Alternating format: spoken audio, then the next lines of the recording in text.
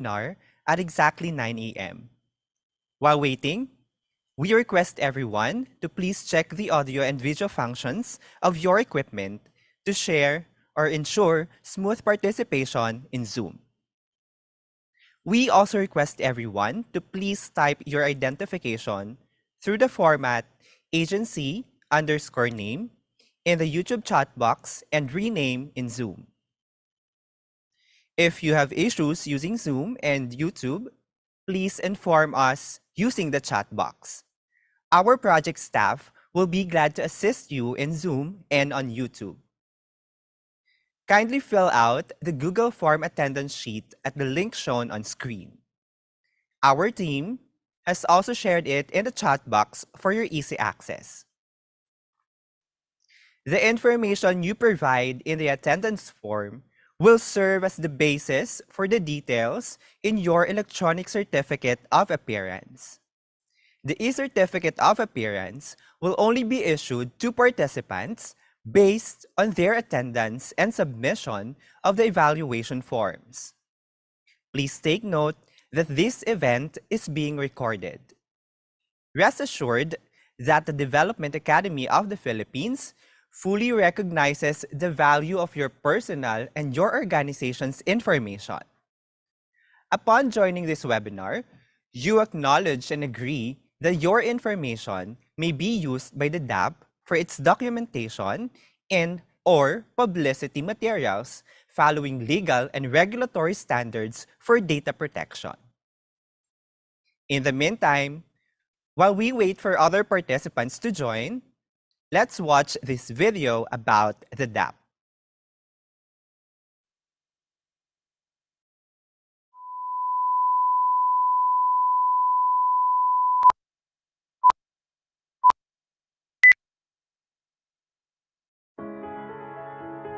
After 45 years, the Development Academy of the Philippines has much to be proud of. From its small but ambitious beginnings in 1973, the DAP has grown even beyond its founding fathers' vision and expectations. Over the years, the DAP was led by these men and women whose values, passion, and innovative ideas have greatly contributed to its growth.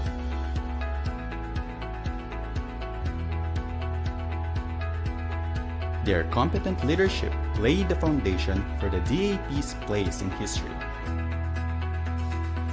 Initially, the DAP was created to train career executive service officers in government. Later, the mandate has also included strategic and policy-oriented research and idea generation, in essence being the think tank for the government. It was a good connection.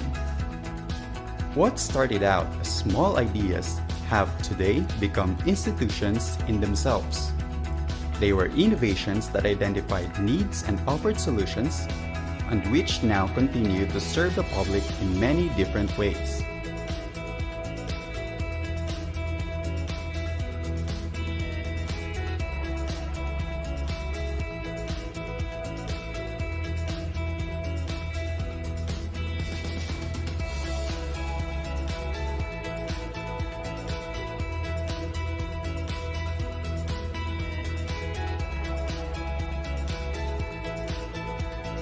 The DAP's early training and education programs for government executives were also unique and legendary.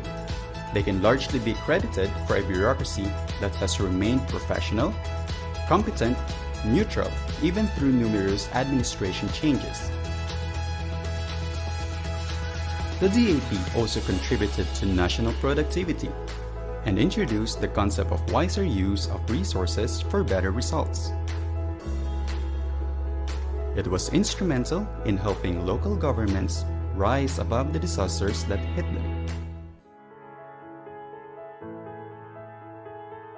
Today, with its cutting-edge training and education programs, the DAP not just develops high-potential executives and managers, it is also molding transformative leaders in the public sector.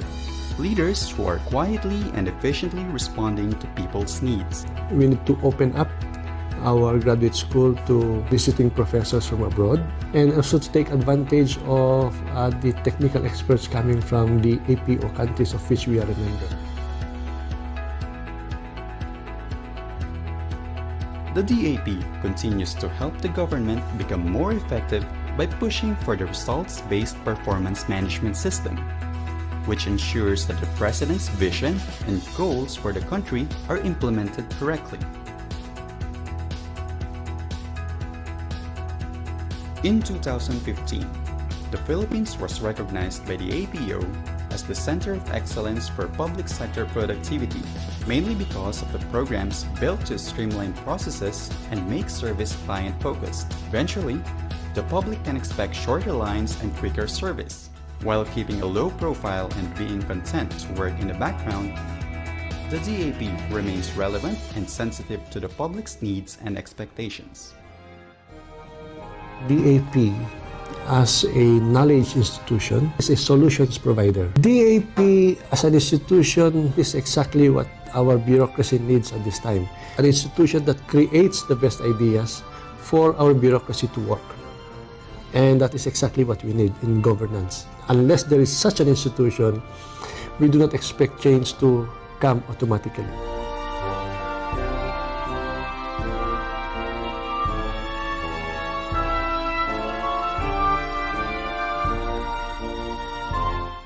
After 45 years, DAP's founding fathers must really be smiling.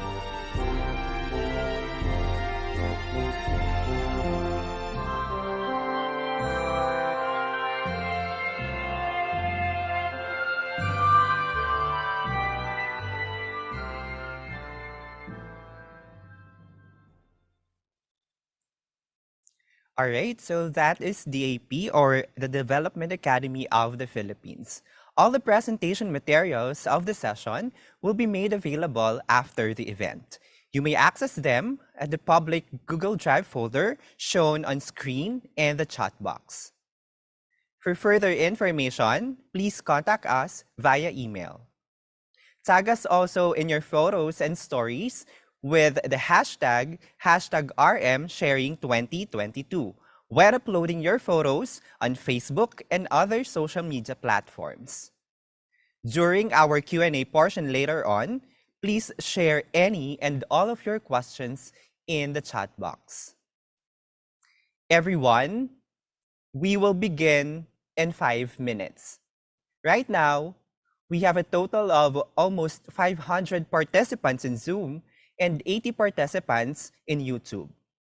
Some of our participants who are already here are the following, or from the Philippine Statistics Authority, Department of Education.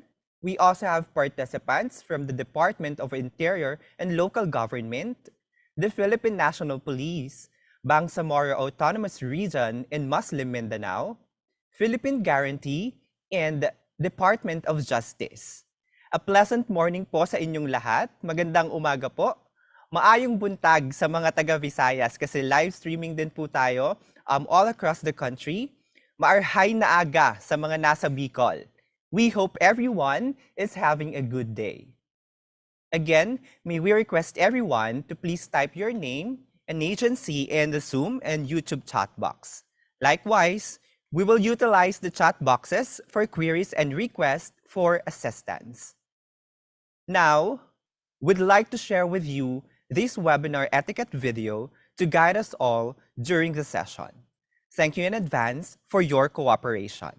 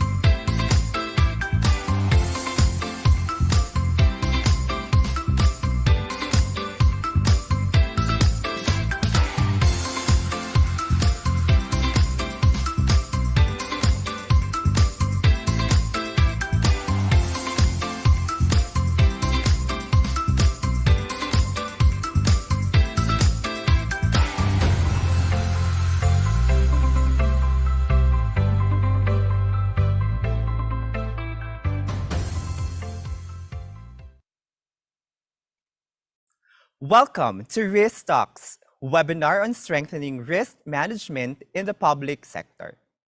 Let us take a moment of silence for the invocation.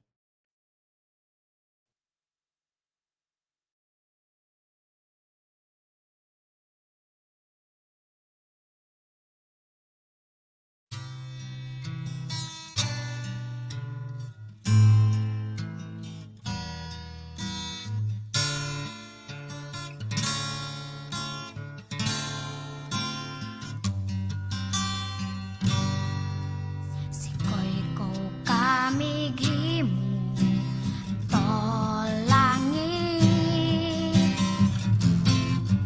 Sikoy ko kami gimu taal dawoy bulan. Ikaw ang nagbuhat sa kabituunan. Ikaw ang nagbuhat sa kalibutan. Manama, mawantog ka. Warag po ko ilingkoy ko. O Diyos, kahibulungan ka. Busa ikaw lang ang simbahon ko.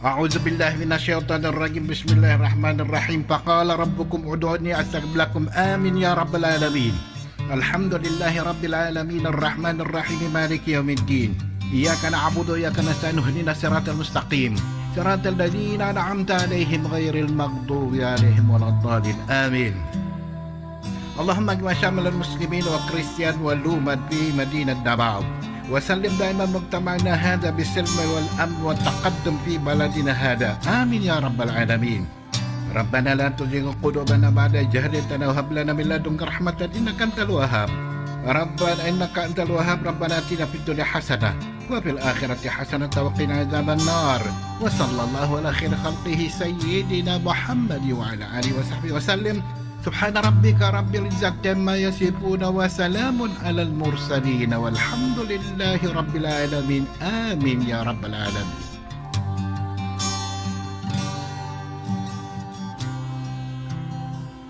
In the name of the Father, Son, and Holy Spirit. Amen. Our most gracious Heavenly Father, we come to you today to praise and worship you and give you thanks for all the things you continue to provide for ourselves and our families. Father, we humbly ask for forgiveness for all the times we have offended you. When we forget to acknowledge your presence in the image of our brothers and sisters, and for moments we fail to be good stewards of the blessings you have given us. Continue to guide and protect each one of us, Lord, that we may always walk in the light of your everlasting love and mercy. Grant us, Father, with your comfort in times of distress and with your strength in times of weakness. Bestow upon us your unending grace and healing, that we may in turn become instruments of gentleness and compassion to others. We ask all this in the name of your Son, our Lord Jesus Christ, with the prayer and the intercession of our Blessed Mother. Amen. Manama, mawantog ka. Warag po ko ilingkoy ko. O Diyos, kahibulungan ka. Busa ikaw lang ang simbahon ko. Busa ikaw lang ang alagaran ko.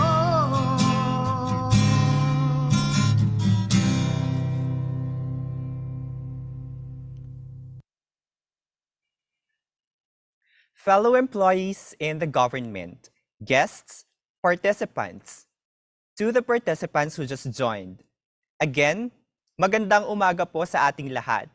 Welcome to RiskTalks, webinar on strengthening risk management in the public sector. I am Edmond G. Legua of the Development Academy of the Philippines, Productivity and Development Center. I will be your facilitator for this webinar. As we are hosting this on Zoom, we are also live streaming on YouTube. You can still ask your friends and colleagues to join us on YouTube at the link found on screen and the chat box. Right now, we have a total of almost 600 participants in Zoom and almost 80 participants on YouTube from across the country. Don't forget to log your attendance through the link found in the chat box. We also request everyone to please type your identification through the format agency_your name in the YouTube chat box and rename in Zoom, so we may properly acknowledge you during the discussion.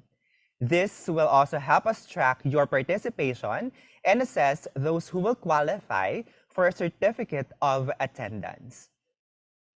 To welcome us all, we have with us the Director of the Productivity and Development Center, Advocacy and Institutional Development Office, Director Evangeline M. Macariola, to give us her welcome remarks.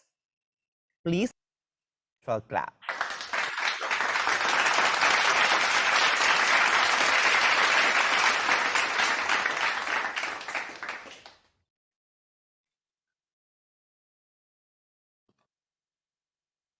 Dear distinguished government officials, guests, participants, fellow workers in the government, ladies and gentlemen, magandang umaga and mabuhay.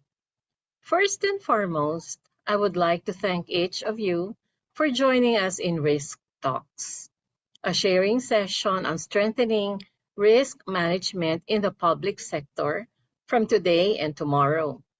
Your desire to learn and improve public services is admirable and certainly the type of people we need to continuously assist in your quest to improve the quality management system of the bureaucracy.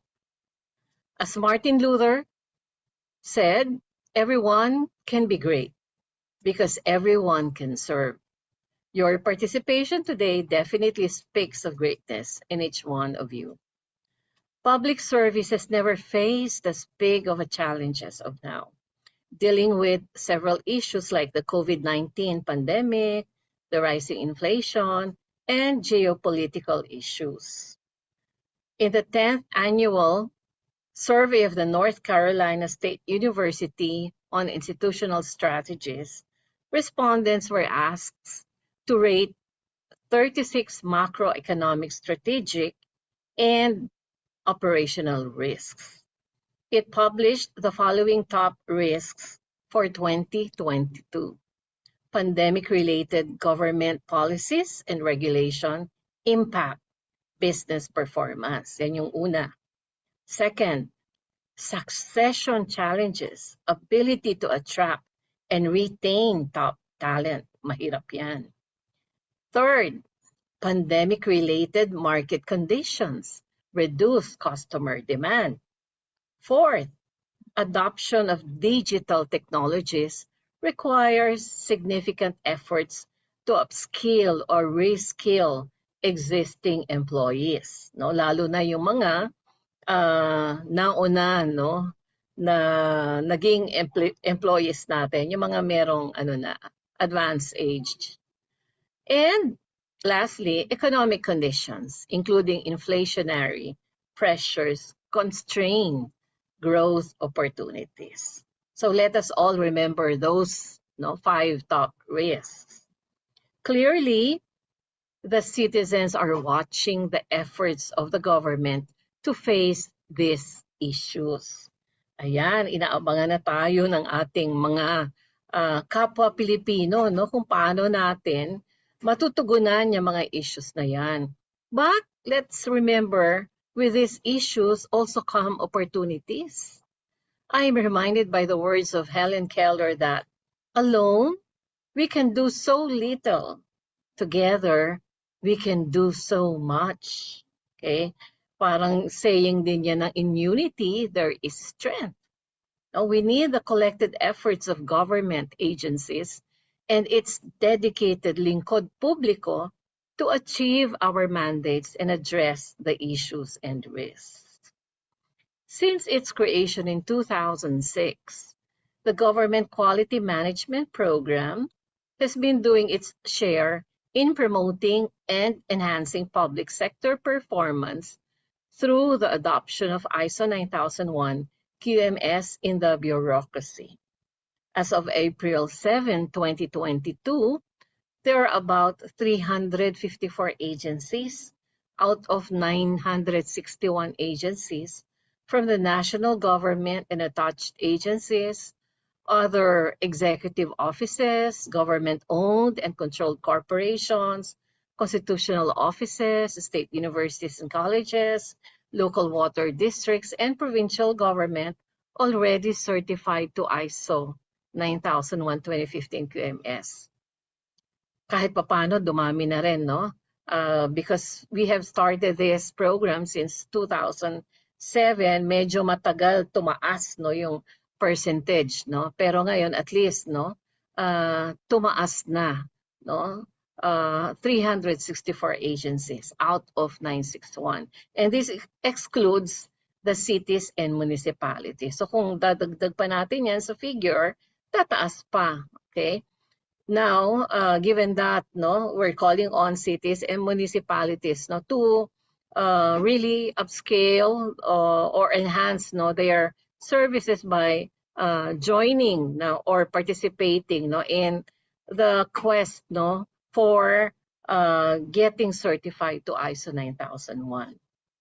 Also, this 2022, we are assisting a total of 12 beneficiary agencies on strengthening risk management system in conformity with ISO 9001 QMS requirements and its integration with ISO 31000 guidelines on risk management project of the GQMP.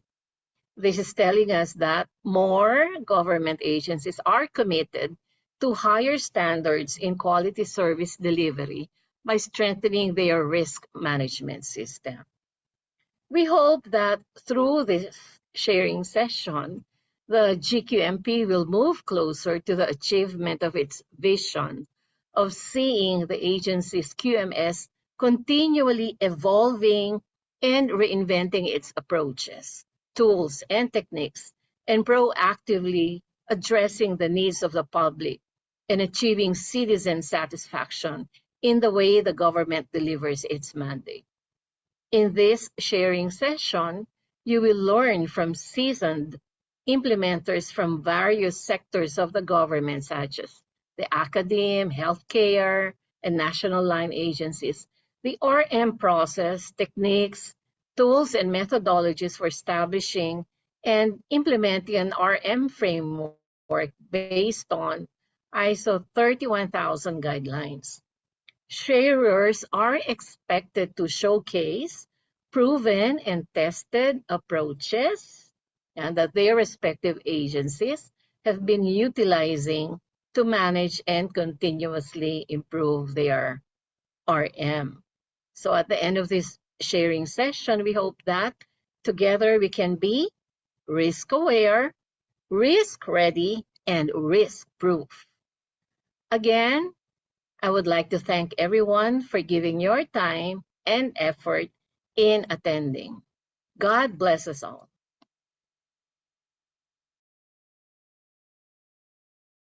Thank you so much, Director Evangeline M. Macariola, for the warm and very meaningful opening remarks. A round of applause for her.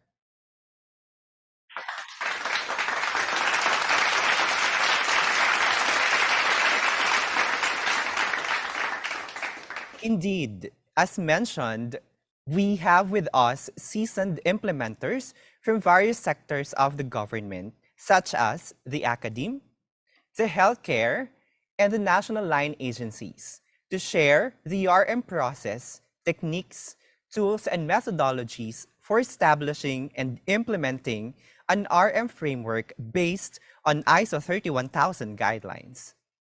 This session aims to share best practices in establishing and implementing RM and foster a learning culture among risk management implementers to improve effectiveness of the QMS.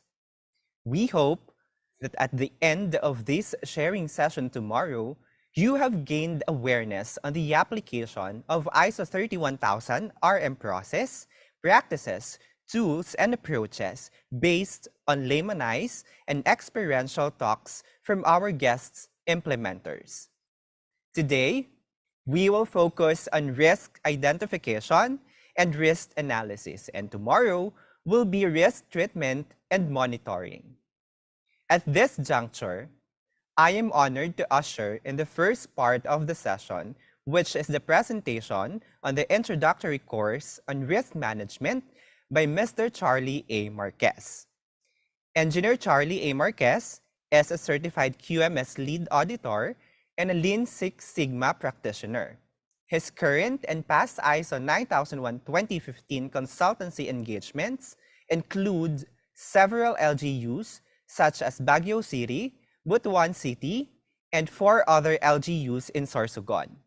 He is also a research person of the DAP on process streamlining, readiness assessment audits, risk management system, and business continuity and management systems. Are you curious to know what risk management is? What are the ISO 9001 QMS related requirements and ISO 9001 and 31000 guidelines on RM? To learn about how ISO 9001, ISO 31000, and other management system standards all align to the requirement on providing actions to address risk and opportunity, let's watch this video.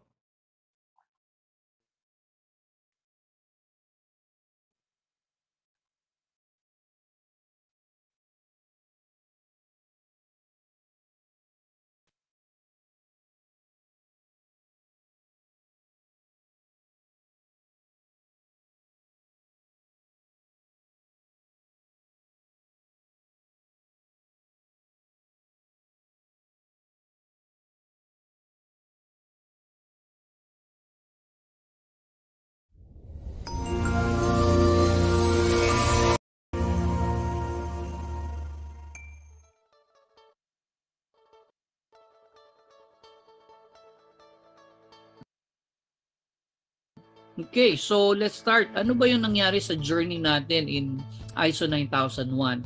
Okay, if you will recall, they provided you, especially if you were assisted by DAP, for sure you saw this structure of ISO 9001:2015. It starts with planning, doing, checking, and analyzing, or the PDCA cycle. You will notice probably, Charlie, what happened to clauses 1, 2, 3? Those are good reads. Magandang basahin lang yon. The basic principle definition, just to be aligned with the requirements of ISO. But during the audit, ito po yung in-audit sa inyo from clause 4 to clause 10. Okay? And one specific clause there that focuses on the requirements of risk, addressing risks, and taking advantage of identifying opportunities for your organization is in clause 6. Nandyan po yan. And I believe, including all different kinds of standards, not only ISO 9001, yung kasama natin dito na nasa Cebu, he also mentioned about ISO 45000. Same lang din po, sir. Look at this. Ito naman, BCMS, nandun pa rin sa clause 6, actions to address risk and opportunities. And if you are undergoing ISO 27000, 45000, the same. In their clause 6, makikita nyo pa rin yung addressing risk and opportunities. Okay po? And even if you are you are required now to submit also your PSCP, no, Public Service Continuity Plan, they are also using the risk provided by the guidance of ISO 31000. So talagang nandyan lang po. So ibig sabihin, what we are saying is your efforts did not go to waste if you did this in your ISO 9001. You can use this for any other standard that you will be creating, including Public Service Continuity Plan. So nandyan pa rin po yon. Okay, so masaya tayo, di ba? Walang natapon. So no effort was wasted because it is all the same. Okay, they are they have the same definition. Wala pong ibang requirement. Hindi yung, uy, bakit ito sa standard nito iba yung definition niya? No, the ISO 31000 was created para maging uniform lahat ng standards when it comes to risk. Ayan. So based on that, I created a guideline here or a model. So most standards require the creation of an RMS or a risk management system, but they do not provide a guidance on how to use it. No, that is why ISO 31000 was created to make it uniform for whatever standard you want to be certified to, no, including security, 45,000, which is 14,000 environment, lahat po yan. They are the same. They have the same requirements. So you just use the guidance of ISO 31000. In your journey to ISO 9001, 2015, ito po siya, 1, 2, 3, 4, 5, 6, hanggang 12, no? 12 meetings, total of around 6 months yung journey natin before achieving our certification. And during your after orientation, first is nag-documentations kayo. And then immediately, we went to process mapping and risk-based quality planning, which is really the start, no? It is in clause 6. However, even if it is in clause 6, because the others are prerequisites that you need to discuss, that is where you set your objectives. Kaya sabi dito, risk-based quality planning. So di po ba prior to the start of fiscal year 2022, you had your planning last quarter of 2021. Ayun.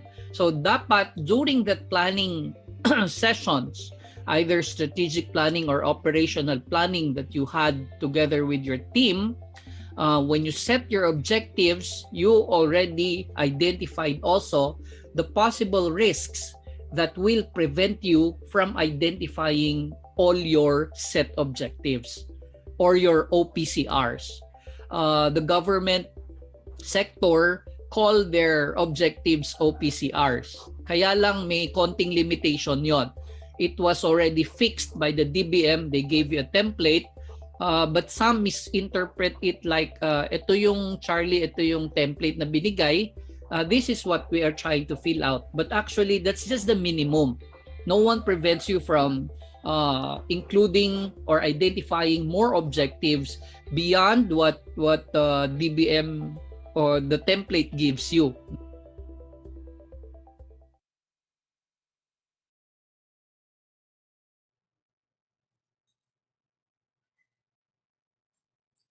Alright, related to the first video, I'm sure we are all curious about how our sharers today have strengthened the risk management system, starting with our ISO 9001 certification.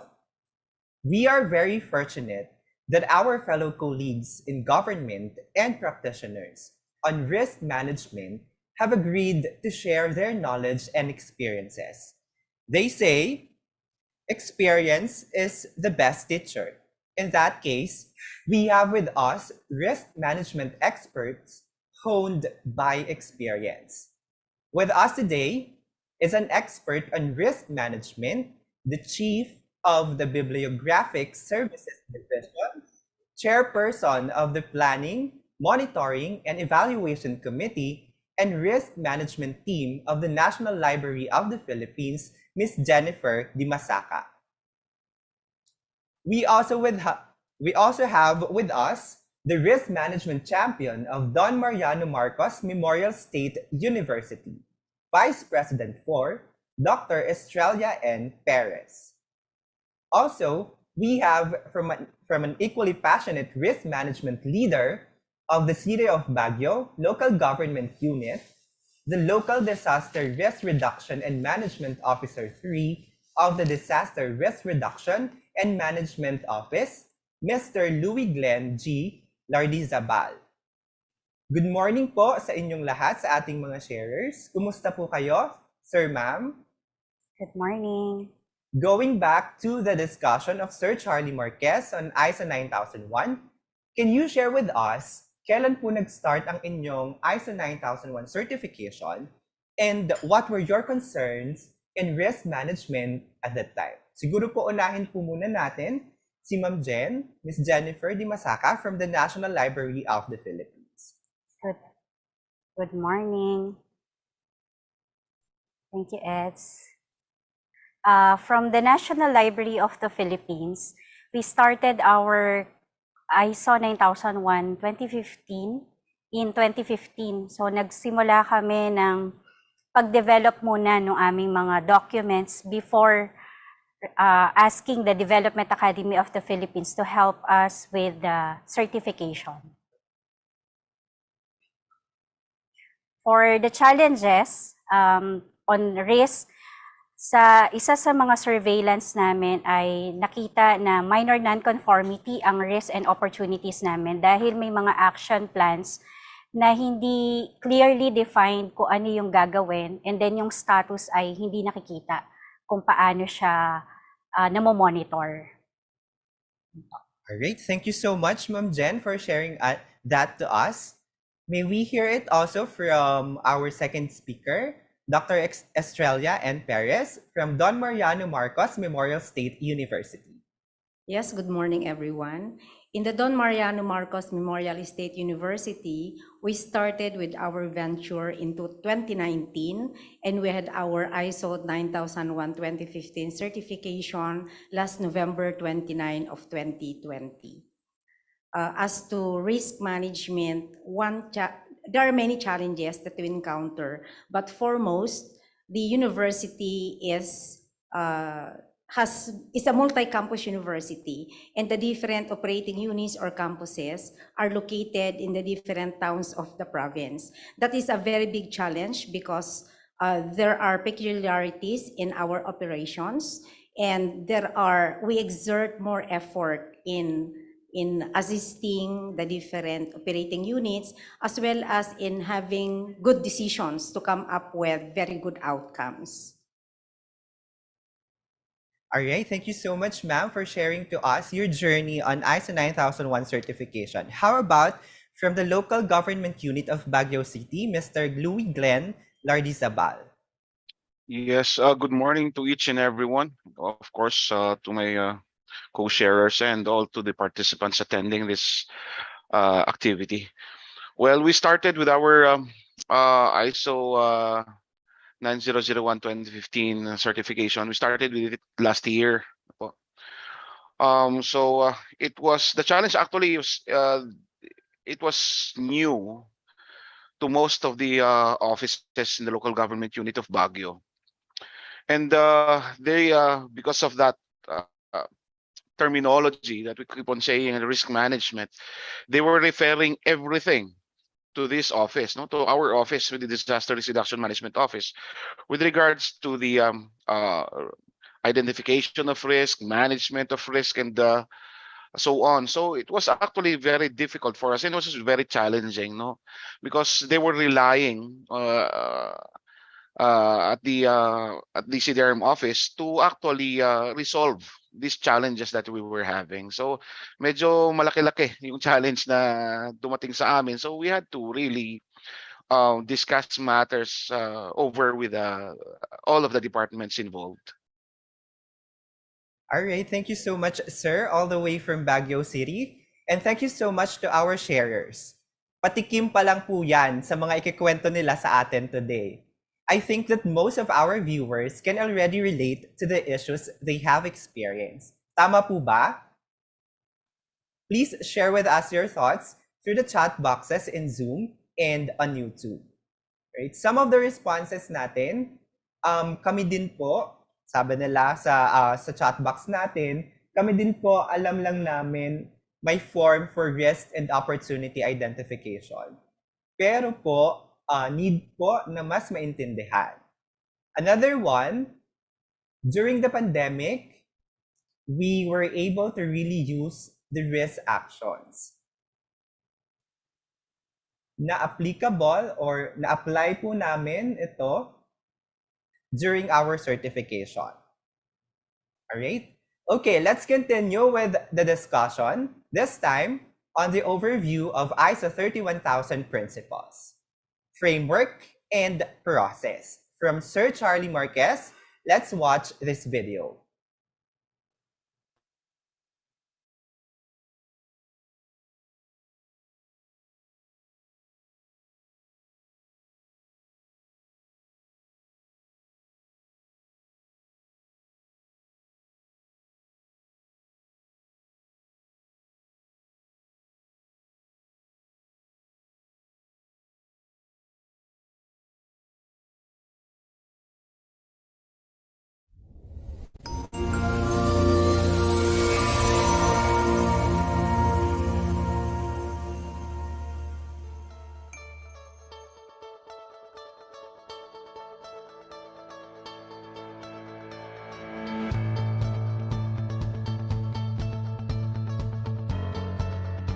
So, what is ISO 31000?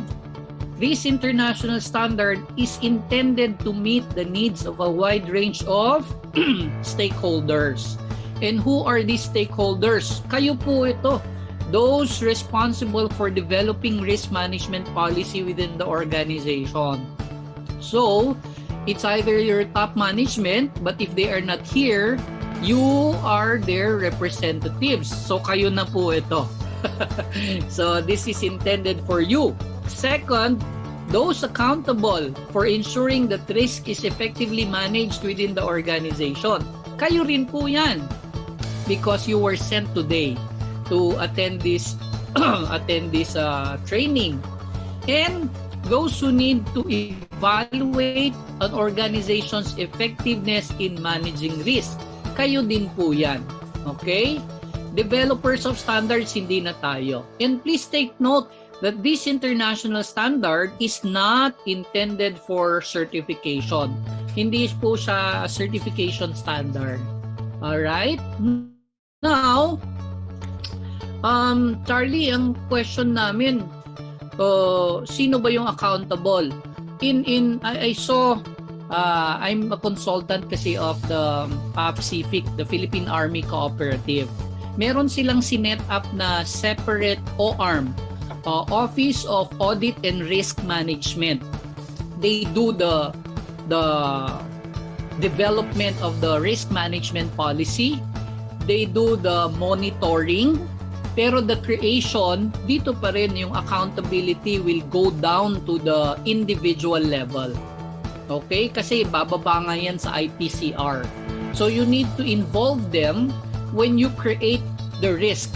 Kasi kung objective mo yon, IPCR mo yon, I will not allow Maan to do the risk for me because that is mine. Paano kung mali yung na-identify niyang risk? Hindi ko ma-address yun.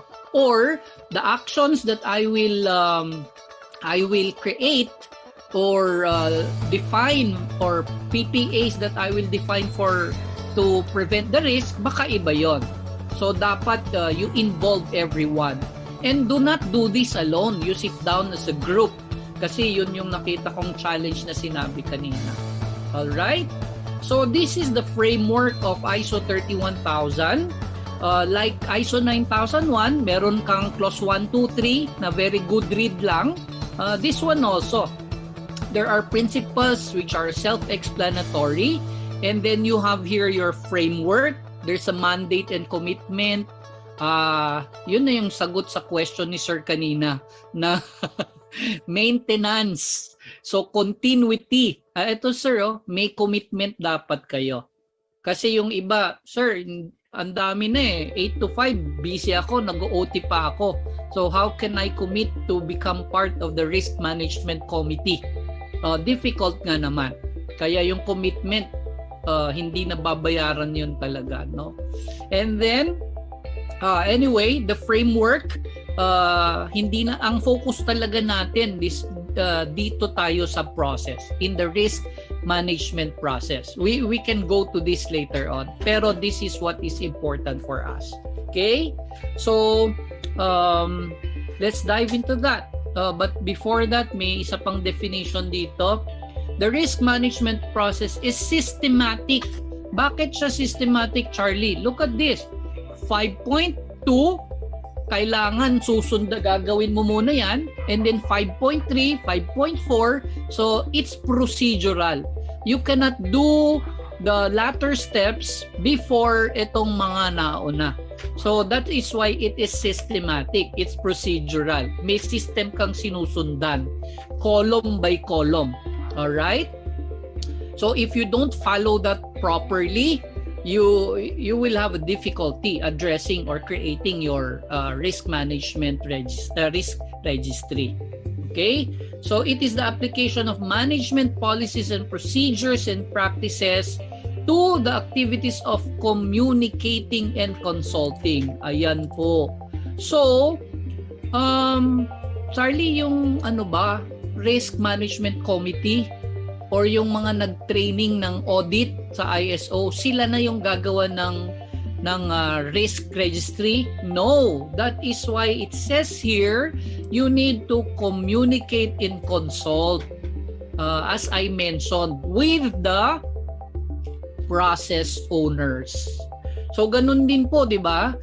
It comes from the directive of top management, and then you formulate your OPCR so that it will be aligned to your organization's objective or agency's mandate. And then aligned siya, gagawin nyo rin yung office mandate ninyo or objectives para align. And down to the individual level, para align din yung ginagawa ng employees natin. So, you will consult and communicate with them. No? There are proofs of communication. Normally, what we look for as auditors will be the minutes of the meeting. Ayan. Ma'am, how did you communicate the objective and the risk to your employees? Sir, nag-meeting po kami. What's your objective evidence? This is our minutes of the meeting. So that is a form of communication. Okay? And then, it says here, establishing the context, identifying the risk. So, again, I repeat, before you can identify the risk, you must be able to identify your objectives first. Kasi you are anchoring your risk on your objectives. Okay? And then, after identifying the objective, you analyze. Charlie, ano bang gagawin sa analyze? Yan po yung identifying the probability, computing the probability that it's gonna happen. And it's not a predictive probability or forecasted probability. It is based on historical data. When was the last time we had COVID-19 in the Philippines? Ayun. When was the last time that we had lockdown in our community? When is the last time that there was flood, earthquake, fire, or continuous brownout, prolonged power shortage, or prolonged flooding in the community? Yun po yung analyzing. Okay? So, ang mahirap dito yung gumagawa kayo ng rubrics or table as your basis. And then, next is you evaluate. When we say evaluation, that is the severity. Ano yung impact kapag nangyari yung risk na yan? kapag nangyari yung COVID-19 na infect yung tao, ano yung severity sa tao na infected? Parang sugat lang, so okay lang yan. Pero Charlie, in 12 hours mamamatay. Ayun, yun po yung evaluation natin. How severe is the impact? Okay? And then, the next process is, how are you going to treat your risk? How are you going to monitor your risk? And how are you going to review or assess your risk?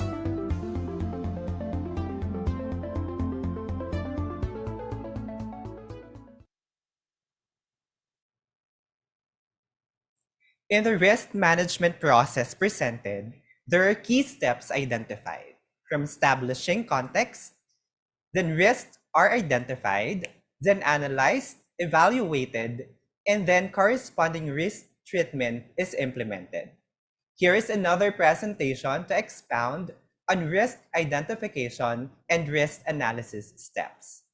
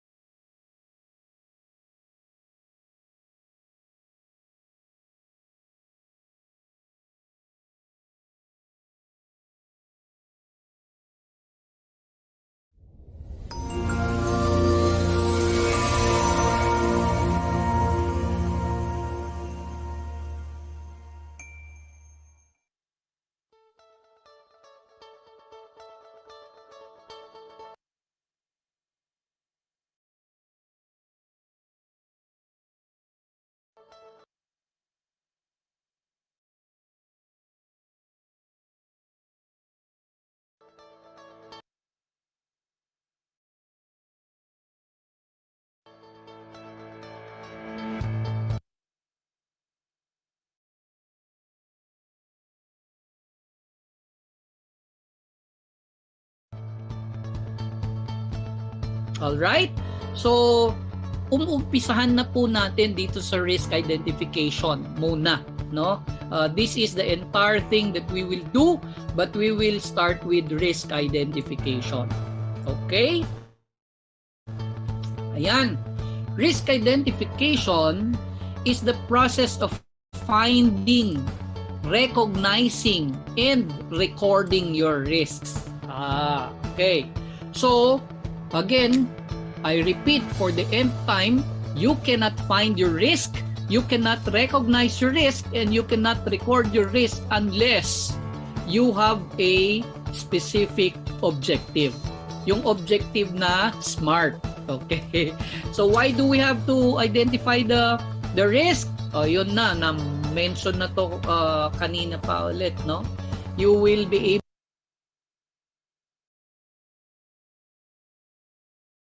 to identify the actions that will prevent the risk from happening.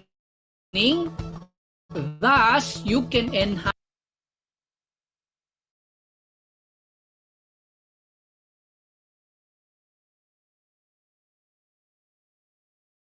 your ability to meet your stated objectives. Yun po yung purpose, pinaka-purpose niyan.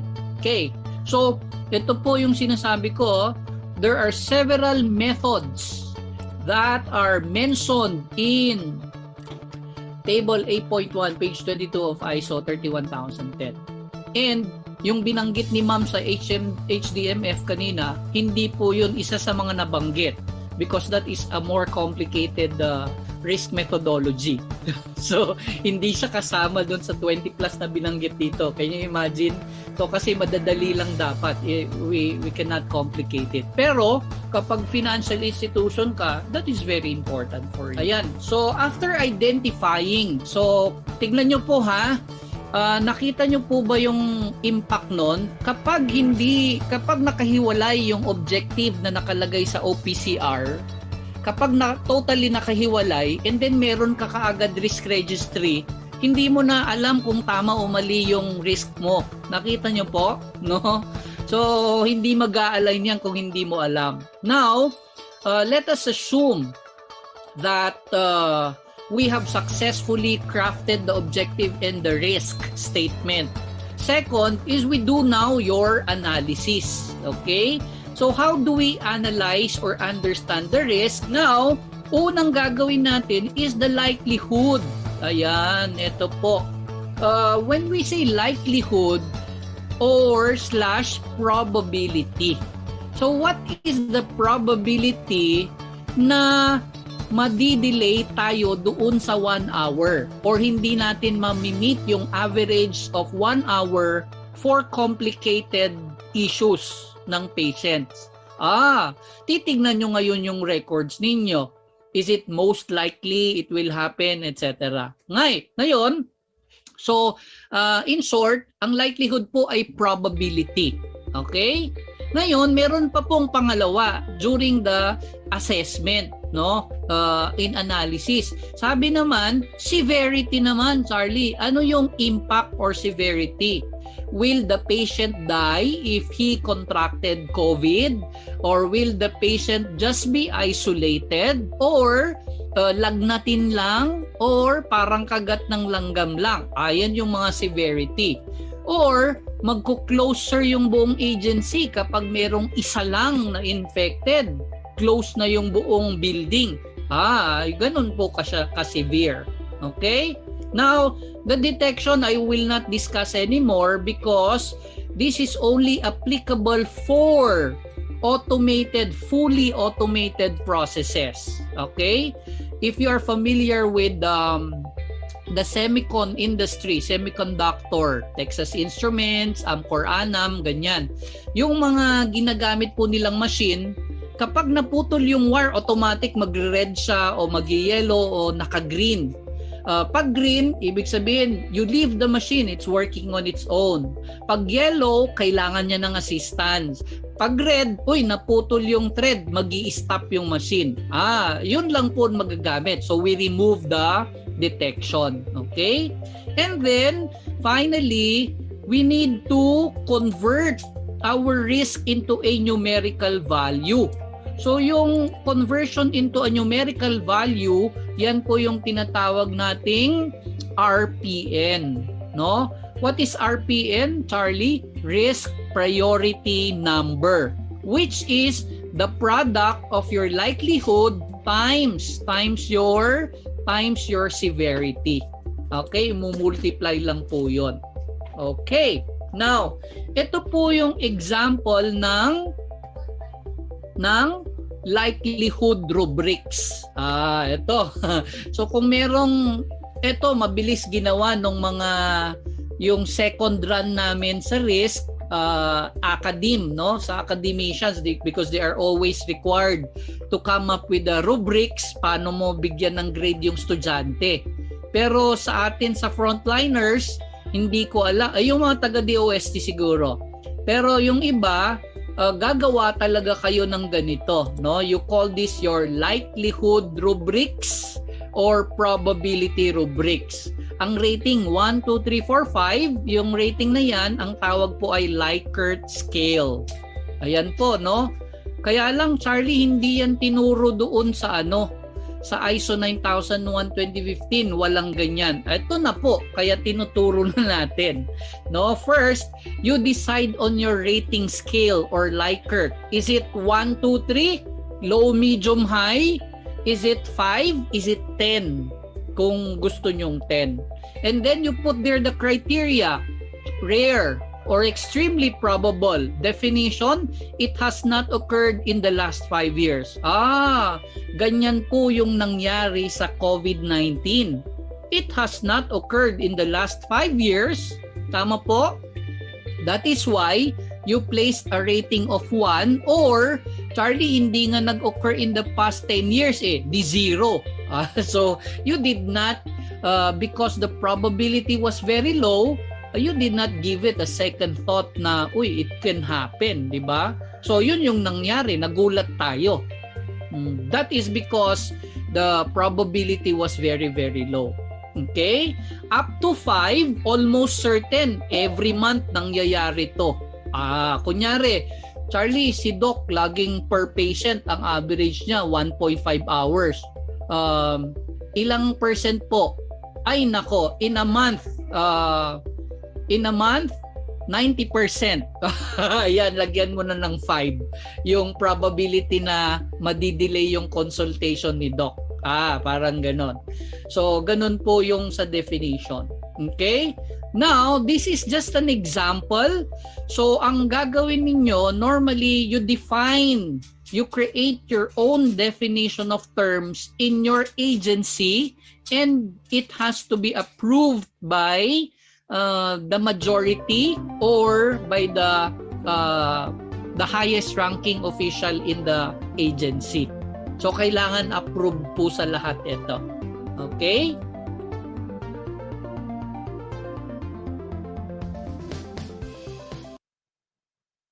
Okay, thank you so much, Sir Charlie. All of the learning videos are available in the PDC YouTube channel. Feel free to view the complete set of risk management learning materials. To reinforce the concepts from the videos we viewed with practical approaches and government applications or examples, let's listen to the risk talks of our esteemed sharers on their approaches or practices for identifying and evaluating risks. May I now invite our first speaker from the National Library of the Philippines, Ms. Jennifer B. Dimasaka, to share with us the agency's processes, practices, tools, and approaches in risk management.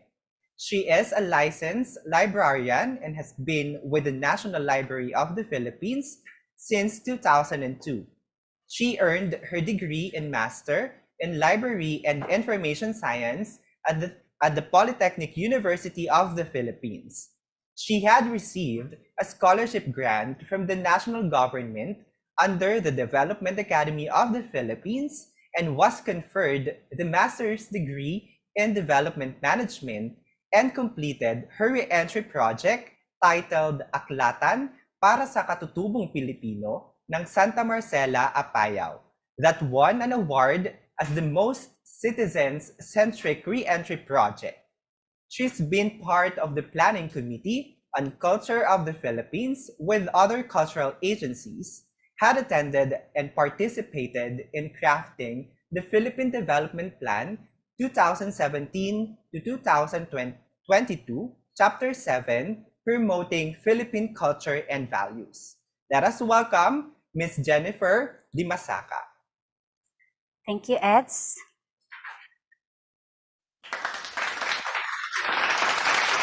Thank you, Development Academy of the Philippines, for giving me an opportunity to share with you, to our participants, the National Library of the Philippines experience in integrating the risk management to our quality management system. Let me have a raise hand for those, share screen, for those who have been to Benguet. Show of hands.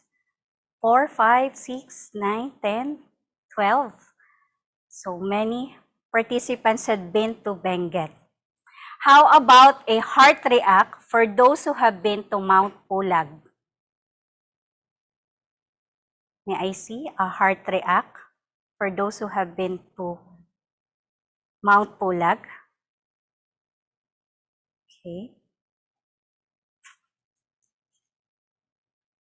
And a tada react for those who have been to the summit of Mount Pulag and have seen the Sea of Cloud. Let me see a tada react. 7 participants have seen the Sea of Cloud. Okay. Let me share a little story about me and my husband.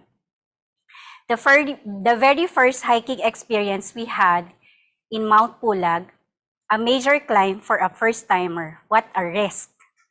We have attended an orientation, been briefed of what to bring, the height, the temperature, and the trail we will be trekking.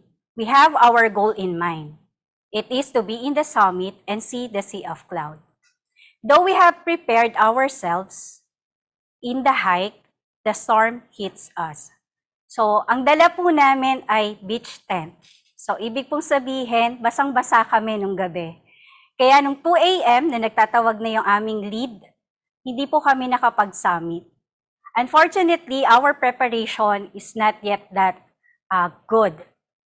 Like the National Library of the Philippines took the Quality Management Systems journey in 2015, through the help of Development Academy of the Philippines, we have been certified ISO 9001-2015 since 2018 by the Certification International Philippines. And this coming November, we will be having our surveillance audit under also the Certification International Philippines. Sa bawat surveillance audit na amin pong pinagdaraanan, meron po kaming minor nonconformities. And these are all from the risks and opportunities. We have revised our risks and opportunities for 6 times. Nung una po, ang aming risks and opportunities ay merely registry dahil yun yung naituro po sa amin. Kailangan meron kang registry ng risk and opportunity. Unfortunately, hindi po enough na form lang yung meron tayo na risk registry form. So we develop our procedure. Nung nagkaroon po kami ng procedure, hindi naman po naging okay yung aming pong pag-identify ng aming pong risk, at the same time, yung action plan related to our risk. Hindi rin po complete yung aming dates and status kung ano na yung nangyari doon sa mga risks and opportunities na na-identify namin. During our management review meeting, which also takes about 3 days sa aming pong pagkakaroon ng management review, and we have 80 pages of minutes of the meeting. Sino po yung ganun yung ginagawa before? Pinagsasabay-sabay, lahat ng clauses na kailangan pagdaanan sa management review ay ginagawa in one sitting. Kaya po, during our training, sa next slide po, ay binigyan po kami ng free training for the integration of multiple management systems from the Development Academy of the Philippines. During our management review meeting, we have found out an announcement from the Development Academy of the Philippines that they are offering a training. We have identified 3 training, namely the Technical Assistance Service on Quality Improvement, Process or Site Scope Expansion of ISO 9001 Certified QMS, and Integration of Multiple Management Systems. So we got the free training for the Technical Assistance on Risk Management or ISO 31000-2018 to be integrated in our quality management system. Risk is defined in ISO 31000-2018 as the effect of uncertainty on objectives.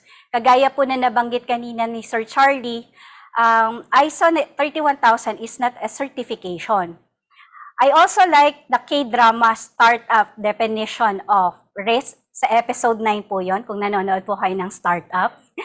Sabi po doon, it is a possibility of loss and it's different from danger. So yun po yung sabi doon sa startup. Sabi po ni Jerome Lederer, sa next slide po. Yan, sabi po, risk management is a more realistic term than safety. It implies that hazards are ever present, that they must be identified, analyzed, evaluated, and controlled or rationally accepted.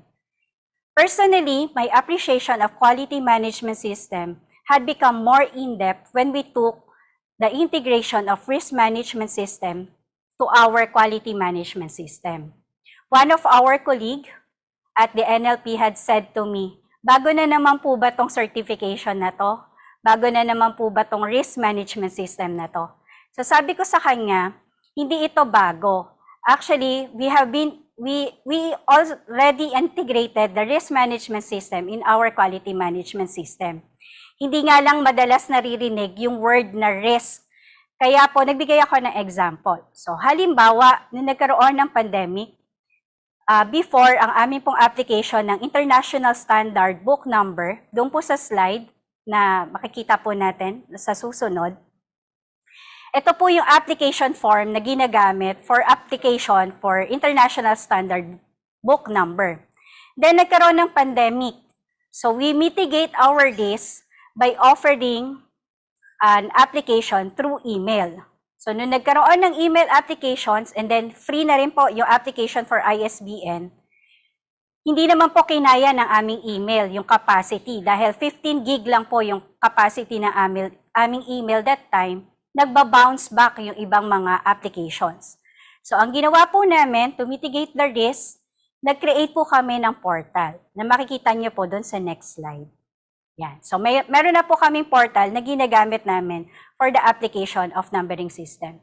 That's the time na naunawaan ng aming pong staff na ginagawa na pala yung risk management. Hindi lang known for the organization na ito ay risk management. As the recipient of Technical Assistance on Risk Management System or ISO 31000, we are grateful to our resources speaker, Antonio Santos, with our project manager, Ms. Angela, and facilitator, Ms. Maan, who guide us in integrating risk management system with our quality management system. We have revised our risk and opportunity management procedure. We have developed a Google form from the template of risk, opportunities, assessment, and action planning, or ROAP, and we are implementing the principles of risk management, the CCID-BESH. So yung CCID-BESH po ay, this is ginawa po ng National Library in our attempt na makabisado yung principles ng risk management. Pero kagaya ng nabanggit kanina ni Sir Charlie, it's for reading. So CCID-BESH stands for Customized, Integrated, Continual Improvement, Inclusive, Dynamic, Best Available Information, Structured and Comprehensive, Human and Cultural Factors. On the next slides, we have plot our risk management tools and yung mga principles na to para ma-check namin, na-complete ba namin yung principles ng risk management sa implementation namin ng quality management system. The National Library of the Philippines manages its risk in the strategic level. So meron kaming strategic planning na kinonduct in 2021 for the strategic plan 2022 to 2027. And sa next slide po, another. Sorry. Okay, next po. Yan. So, ito po yung aming mga risk management tools na aming pong ginagamit. The POP-OFF is developed internally by the CAPS and Partners Incorporated. Sila po yung nag-bid sa amin for the conduct of strategic planning. And the modified version of Bryson model. So, karamihan na po sa atin ay familiar with SWOT analysis and PESTEL analysis. But we incorporated the POP-OFF components or the people, organization, policies, processes, outputs, and facilities in conducting our SWOT and PESTEL analysis. For sa internal components po, strengths and weaknesses ng POP-OFF. So halimbawa po, ano-ano yung strengths and weaknesses ng National Library in terms of its people, organization, policies, processes, outputs, and facilities and finances. Also, the opportunities and challenges or the external dimensions. These are key legislation, rules and regulations, compliance standards, requirements, and stakeholders analysis. So next po.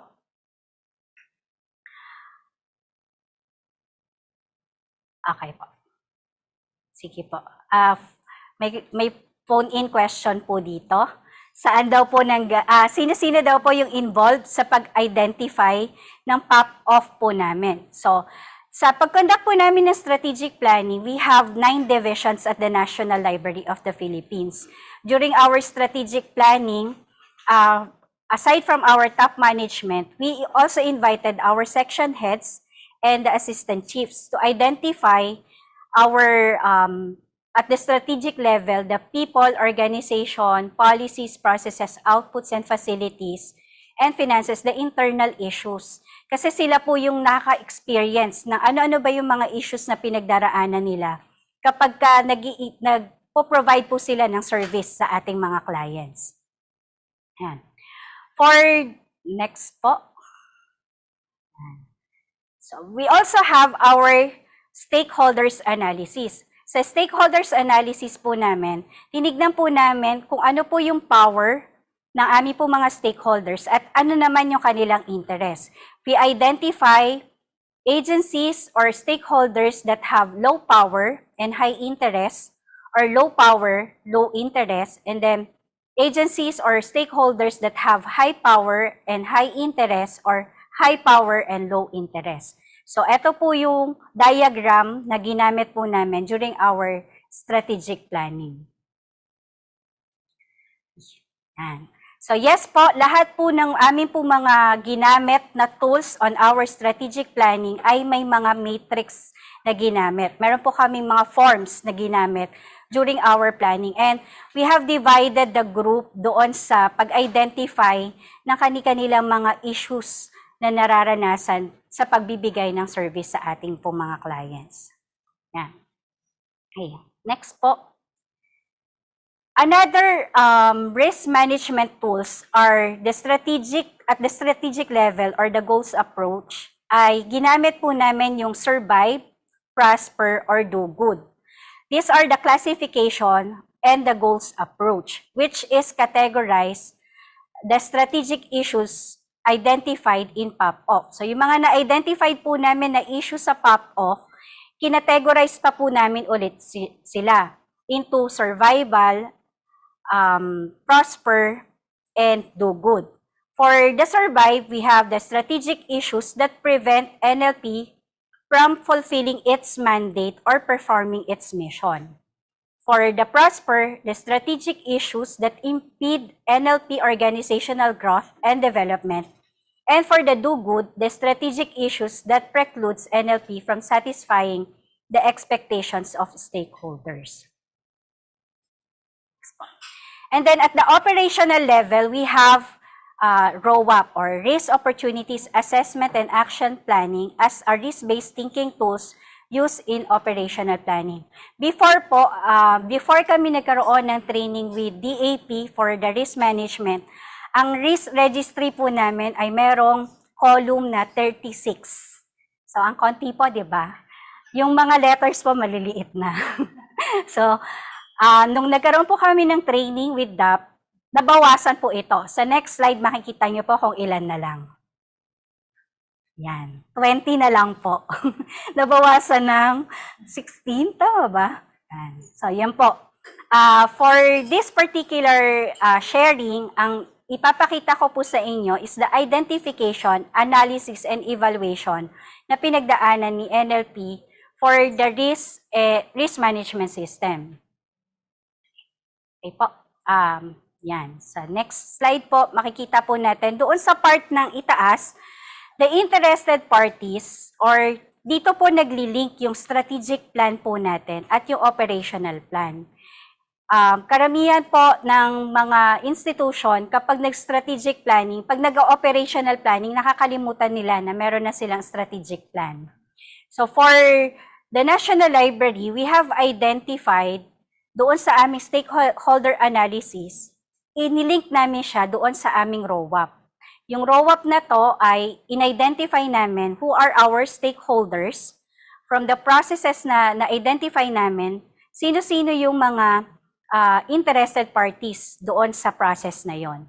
And then for the internal and external issues, ito naman yung result ng aming PESTEL, SWOT, and POP-OFF analysis. Next slide po. Yan. So sa pag-identify po namin ng aming planned results, we identify the needs and expectations of interested parties, the expected outputs, the success indicators, and the DPCR. Kagaya po na nabanggit kanina ni Sir Charlie, na OPCR, National Library of the Philippines naman po ay yung DPCR po namin, yung inilagay po namin doon sa amin po mga planned results. And it is, should be SMART, meaning verifiable and with concrete evidence. Yan. And then we also identify the risks na maghihinder doon sa aming achievement ng planned results. Next slide. Yan. And then ito yung kanina na nabanggit ni Sir Charlie na nagko-compute tayo ng severity, likelihood, and existing controls. Yung severity, likelihood, and effectiveness of control tables are customized for the service sector. Yun po yung ginamit namin. But the combination table to get the action priority is based from the concept of Automotive Industry Action Group and Burbander Automobile Industry Failure Mode and Effect Analysis, so FMEA, na handbook po na first edition in 2017. Si Sir Santos po ay kinostomize yung rating system na ginamit po namin using the highest rating of 5 and the lowest rating of 1. Next po. Yan. So based po dun sa aming process map, lahat po ng division ay nagko-contribute to the process, identifies the risks and opportunities, analyzes and evaluates risk. We also have incorporate the QMS clauses in every management committee and review the effectiveness of action plans during our internal audit. Next po. So the result of the NLP assessment on the effectiveness of its risk management system is 93.26%. We haven't reached the summit yet, but sure, we will be going there.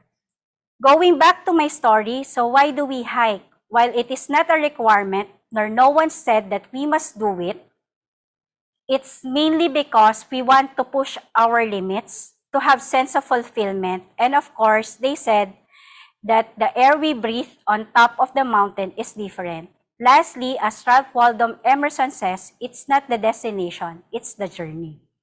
Like the risk management system or ISO 31000, it is not a certification requirement, but we decided to integrate it in our quality management system to elevate our standards toward efficient and effective public service that would create value in our customer. So let's just not take the risk, let's manage the risk and as well as the opportunities. Thank you and good morning. Thank you so much, Ms. Jennifer Di Masaka. Let us give her a round of applause for her sharing.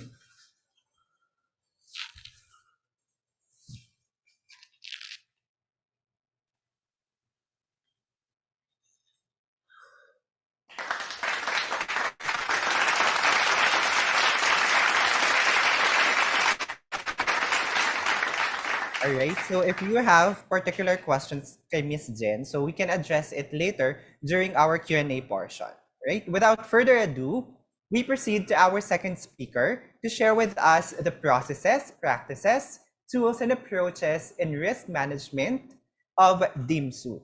Let's hear it from Dr. Estrella N. Perez.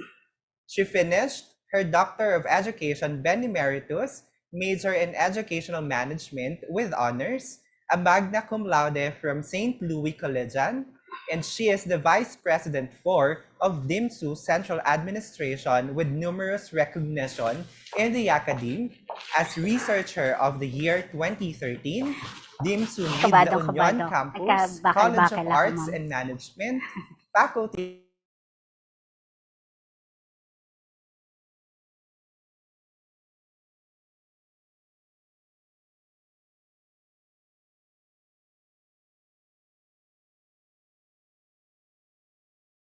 with virtual applause, our speaker, Ms. Estrella N. Perez.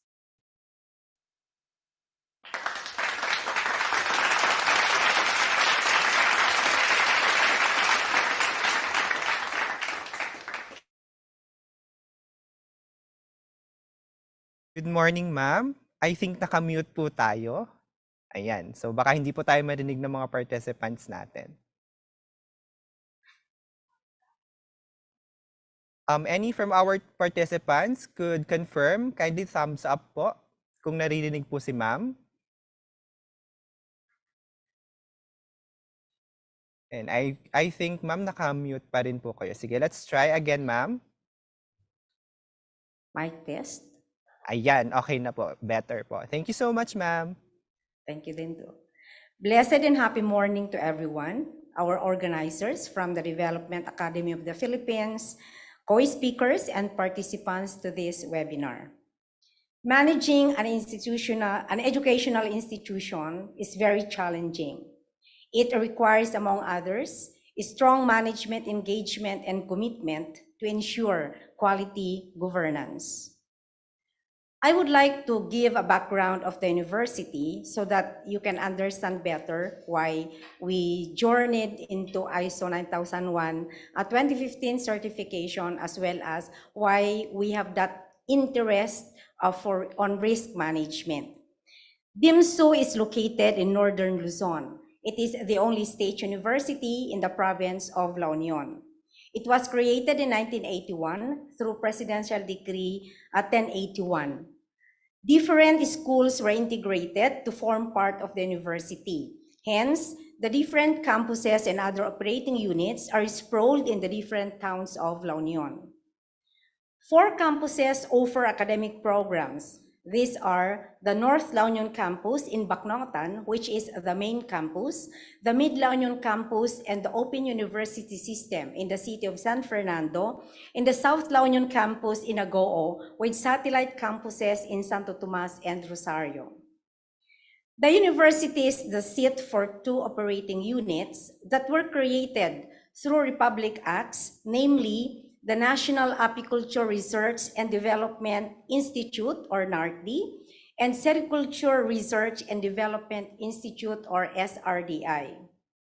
With the reorganization in the university in 2019, the new administration, headed by its president, Dr. Jaime I. Manuel Jr., took the initiative to venture into assessment schemes that would bring the university to a stronger governance and level up in terms of quality service delivery. Considered as one measure of quality is through ISO certification. Hence, the university was first audited in 2020 and got its initial ISO 9001-2015 certification on November 29, 2020.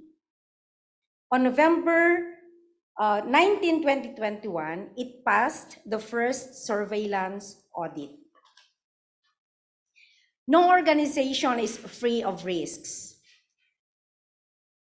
In the university, siguro po matatawa din kayo, when we heard this for the first time, what we knew then was just a requirement for ISO certification. There are internal and external factors that may affect the smooth flow of operations. DIMSU has its risks and opportunity management standards to ensure effective management and control of identified risks as well as opportunities. A standard operating procedure was crafted and implemented for this. So meron po kaming sinusunod na SOP for risk management and opportunities. In the university, in terms of risk management, we have these objectives. We would want to ensure continuous operations of all units kasi nga we have 6 operating units in the university. We would like to sustain the offering of academic programs, quality service, and strong support from public and private institutions. We also would want a continuous growth of the university in terms of academic program offerings, high employee retention, and development. Why are we emphasizing high employee retention? Because we all know that offers outside the university are also enticing the industries and of course also international employment because we are competing globally as a university. Also to align the university's actions with governmental policies, rules, and regulations. The strategic goals of the university are the anchors in the identification of risks. It covers governance or administration, instruction, research, and extension. The varied functions that we have in the university really are challenges in our ISO journey as well as in managing risks. So this is the tool that we use in managing risks. It has 4 parts. Okay, the risk source, the risk assessment, risk treatment plan, and risk assessment after action. All process owners in the university are required to submit a risk and assessment control sheet every year to identify issues affecting the achievement of the strategic goals, the risks associated to those issues, as well as the adverse effects should those risks materialize. Katama po yung sabi ni Sir Marquez kanina, there's not only one group preparing for this. In the university, there's an exercise. We have workshops wherein different process owners, different levels of management have to prepare and analyze their risks and control sheets to be submitted. That is annually. So, ang medyo problema po namin dito, to tell you frankly, in our first certification, the initial external audit, the first surveillance audit, nagkaroon po kami ng minor NC. It's because of our risk management. Ano po yung cause ng NC namin? While we have this in place, and we actually took actions doon sa risk treatment plan namin, we forgot to work on the risk assessment after action. So our external auditors saw na hindi naman siya filled up. Although we said, of course, we took actions. These were implemented as planned. But then he said, NC pa rin kami. Because we were not able to complete this, wala po kaming risk assessment after action. Which means that wala kaming calculation after taking the actions. So, for now, alam naman na po namin, although we are not fully mature, I know. As I was listening to the first presentation, sabi ko nga, we are learning and there are more to learn when it comes to risk management. So, with these objectives and with the strategic goals of the university and with the tool that we are using, somehow in the university, na-analyze na rin po namin ang aming risks. So we can identify, we know the sources, but we yet have to learn more on monitoring and analysis. So yan po, maganda yung nagpapakatotoo because we would also like to learn from this webinar. We also adhere to the following principles in managing risks. That risk management is always a part of decision-making in the university. There are guidelines such as our SOPs, also memoranda, being followed in order to arrive at desired results in the most efficient manner. Additionally, internal and external context of the organization are considered. Hence, the operating units also identify the risks and opportunities within their jurisdiction, necessitating unique strategies. So, ang dami po naming sets of racks in the university. Taking into consideration that we are multi-campus and there are many functions that we deliver, like what I said a while back, instruction, research, extension, and also the other support units. No? Risks and controls are made known to internal and external stakeholders. So partner agencies are invited during meetings for this purpose. Moreover, risk management in the university is a continuous undertaking. This is done through regular meetings of concerned officials, faculty and staff, and other stakeholders. In the university, we have the management committee that meets quarterly, or it conducts special meetings when necessary. And one concern there is for the university, for the top management to know whether or not the identified risks are actually having solutions or the action plans are being considered as days go by. And then we also have the academic council. The academic council take charge of concerns about instruction, about academic affairs. And the administrative council takes charge of all other concerns in the university, like for research, extension, our income generating activities or projects, and the like. So how do we integrate risk management in our operations? To check the effectiveness of action plans, to mitigate anticipated or perceived risks, the university conducts various monitoring activities such as biannual internal quality audits. And in the university, we have now a pool of internal auditors. To date, we have around 59 auditors who are trained, passed the examination, and now the arm of the university in conducting internal quality audits. We also have the annual performance review. Also, this is being conducted with the participation of the top management, including the administrators of the different operating units and the function directors, and the annual, the performance review.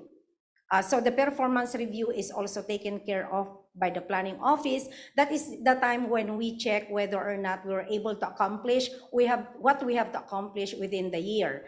What is important to note here is we tried to strategize so that we can at least have a better monitoring of risks identified in the university, that the different operating units submit their reports quarterly. And so from that, we can start already looking at the performance of our operating units. Another thing that we consider is in the performance review that is conducted every year, we try to consider also our office performance commitment review, the DPCR and the IPCRs. These serve as tools to eliminate risks. So the commitment of the top management, departments, and employees are carefully planned to ensure that the same contribute to the achievement of the strategic goals of the university.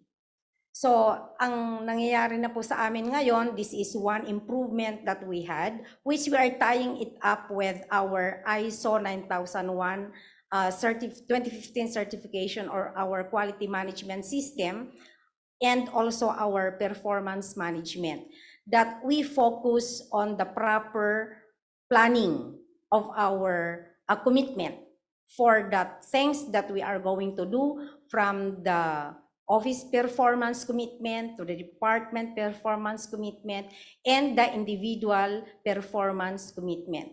For the individual performance commitment, we also try to tie this up with our individual development plans. So in there, makikita po natin yung connection kung paano namin sinusolve yung identified na risks in the university. So from the individual employee up to the different units or departments, up to the top management, doon po na being managed by our university president. So what does the university expect from being ISO 9001 2015 certified and for having its risk management? Although sinasabi ko nga po kanina na we consider the university as still maturing in terms of how we manage risk in the university. But we are there. There is that commitment that we would like to learn more, and we would like to enhance further how we manage risks in the university. So these are our expectations. First, that stakeholders are assured of more efficient operations. In our objectives, quality objectives, we made an emphasis on quality service. We made emphasis on client satisfaction. So what we would like to do in the university is, with the enhancement of our quality management system, including our risk management, we would like a better and more efficient operations that we expect more effective results or outcomes. We expect also that doubts are reduced and there is less resistance to change on the part of the university personnel. Why did we emphasize here less resistance to change? Because at first, if we know what we are heading to, like we have our QMS in place, people understood how we manage risk. Of course, they better understand what we do and what we ought to do in the future. There is better collaboration, there's better coordination in the university in all levels. And another is decision making becomes easier and faster, such that alternative solutions are better identified. So, ito po yung sharing namin kung paano kami na ISO 9001-2015 certified. Nung una, hirap din po kami, like what the others shared, na parang definition of terms lang, ano ba ito, parang kulang pa kami sa action. But with several trainings also that we had, we better understood how is it to have an improved quality management system as an educational institution, a higher educational institution, a government-run institution because we are a state university. So with that sharing, I hope that others have also learned a little from what BIMSU did in the past. And by the way, I would like to inform also the audience that by November 2 to 4, 2022, we will have our second surveillance audit, external audit. So on behalf of our university president, Dr. Jaime I. Manuel Jr., who we considered our quality champion in the university, thank you for the opportunity to share the experience on our journey towards ISO 9001-2015 certification, as well as our way of managing risks in the system.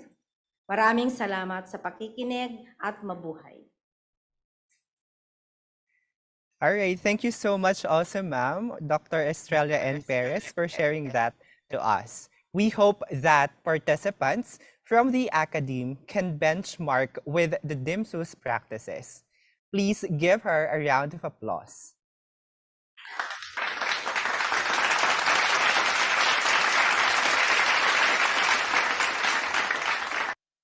On to our third speaker from the local government unit of Baguio.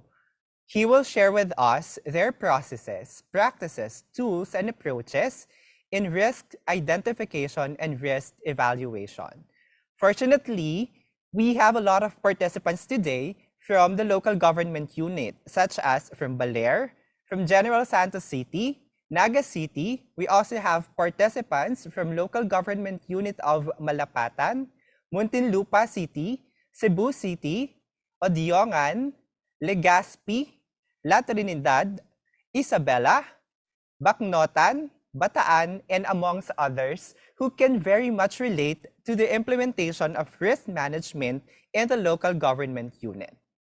To present to you, our third speaker, Mr. Louis Glenn G. Lardizabal, is the current Local Disaster Risk Reduction and Management Officer 3 of the Disaster Risk Reduction and Management Office of Baguio City. He has a master's degree on crisis and disaster risk reduction and management and is the president of the Cordillera Incident Management Team, as well as the vice president of the Cordillera Canine Search and Rescue. He is a certified trainer in numerous disaster risk courses, including Public Service Continuity Plan, Community-Based Disaster Risk Reduction and Management, as well as Contingency Planning. Let us all welcome Mr. Glenn G. Lardizabal.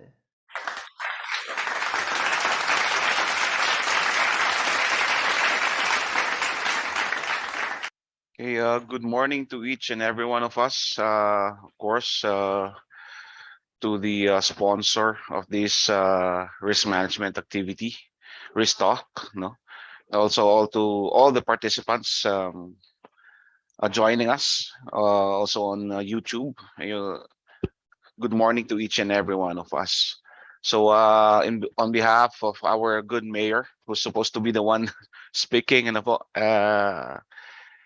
of course, also on behalf of the officer in charge of the City Disaster Risk Reduction Management Office of the City of Baguio, Ms. Antoinette Naban. I'll be the one speaking on behalf. Okay, so again, once again, good morning. Ma'am, can we please share the slide?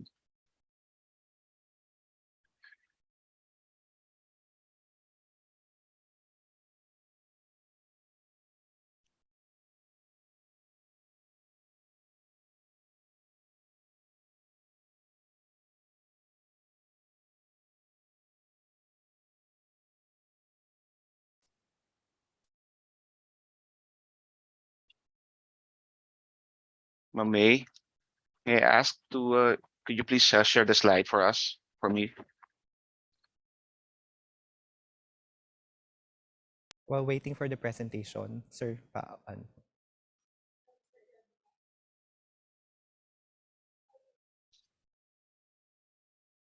Okay, so here we go. Um, with regards to our, this is going to be with regards to the risk management practices here in the city of Baguio. So I'll be sharing with you what we do here actually in the city of Baguio. Next slide, please. So a short backgrounder, the city of Baguio. So we have a very small land area actually, no? We have a land area of 57.49 square kilometers with an elevation of 1,540 meters above sea level, no? With a population of around 366, 358, that is of 2020 census.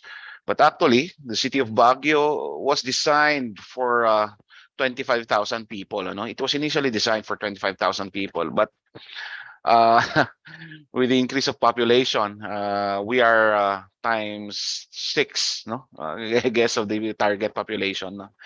Okay, so number of households is around 1,220, and the population density of around 6,373 per person per square kilometer. So you could say actually talaga pong siksikan kami dito sa Baguio ngayon, no? It is actually composed of 128 barangays. No? So medyo marami-rami po actually ang ating population and number of barangays here in the city of Baguio. Next slide, please. So functional roles here in the city. So Baguio City is actually a major tourist destination, as you all know, no? It has been dubbed as the City of Pines here in the Cordilleras. And it's also the prime education center of North Luzon. We have actually 5 major educational institutions here, which includes the University of the Philippines, Baguio. And we're also close to one of the state universities here in Benguet, which is over at La Trinidad. Now, it's also the Center for Health and Wellness, wherein there are 5 major hospitals that we have here, and around actually a lot of clinics. So we actually expect a lot of visitors and patients coming from the lowlands coming here for health and wellness activities. Na po. Also, Baguio City is the center for trade and industry. This is where actually convergence, no, of businesses and trade, especially here in the Cordilleras. No? Especially now that Baguio City is the gateway to the Cordilleras. No? It is also the seat of national government offices in the region here in the Cordilleras, wherein all the government agencies, regional government agencies are co-located here in Baguio City. So access to actually to our national government is a bit more easy. No? It was also was dubbed as also as one of the creative cities for crafts and folk arts here in the Cordilleras. Next slide, please. So, with regards to risk management, no, as I said a while ago, when we were asked about the challenges here in Baguio City with regards to our quality management system certification, a lot of our departments here in these local government units were actually referring this aspect to the disaster management office. No? Maybe just because of the title of the office, because of the risk management title, they were all referring that issue, no? Because they relate it to the title. But in our case, no, we actually um, our approach to risk management is basing on the DRM concepts, no. So risk is actually in DRM perspective. Risk is actually is equal to the hazard, okay, which is multiplied by the exposure and vulnerability of these exposed elements. No, what are these actually elements that we're talking about? Is elements are um, composed of people, okay, properties, and the environment. No, and the risk. This risk, as you can see, is overcapacity nakalagay dyan, ano, yung on the blue, no, na highlight. These are actually the capacity is the capability of that certain element to actually counter that risk, no. So at a level, I mean, no. So this is how we actually do things in disaster management, ano po. So in context of disaster reduction and management, risk is a combination of actually the hazards, no, with exposure and vulnerability countered by the capacity.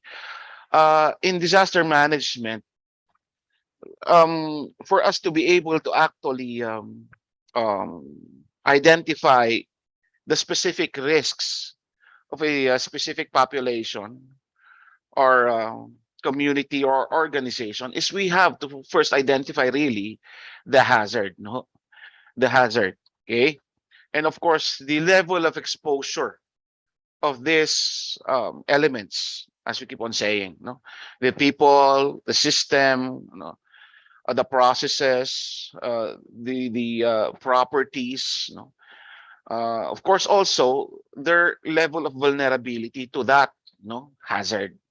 So this is how we do actually things in DRRM. Next slide, please. So for a simple illustration of disaster risk in our in DRRM perspective is, as I said a while ago, is identification first of the hazard or the threat, in general. Threat to our life, threat to our property, threat to our environment, no? Which is actually, okay, increase the effect or the disaster or the risk, no, is increased due to the exposure, okay, exposure and vulnerability of that exposed element, okay. So in this case, sa ating image is a family with their home exposed, okay, to that hazard and their vulnerability as a whole, no? So if in cases that hazard happens, let's say in this illustration, the boulder falls, no? So the boulder fell, okay? So you could see that the exposed elements are the people and the property. Now, that is actually the risk, no? Risk of losing life, okay? Or getting injured in first place, getting injured, okay?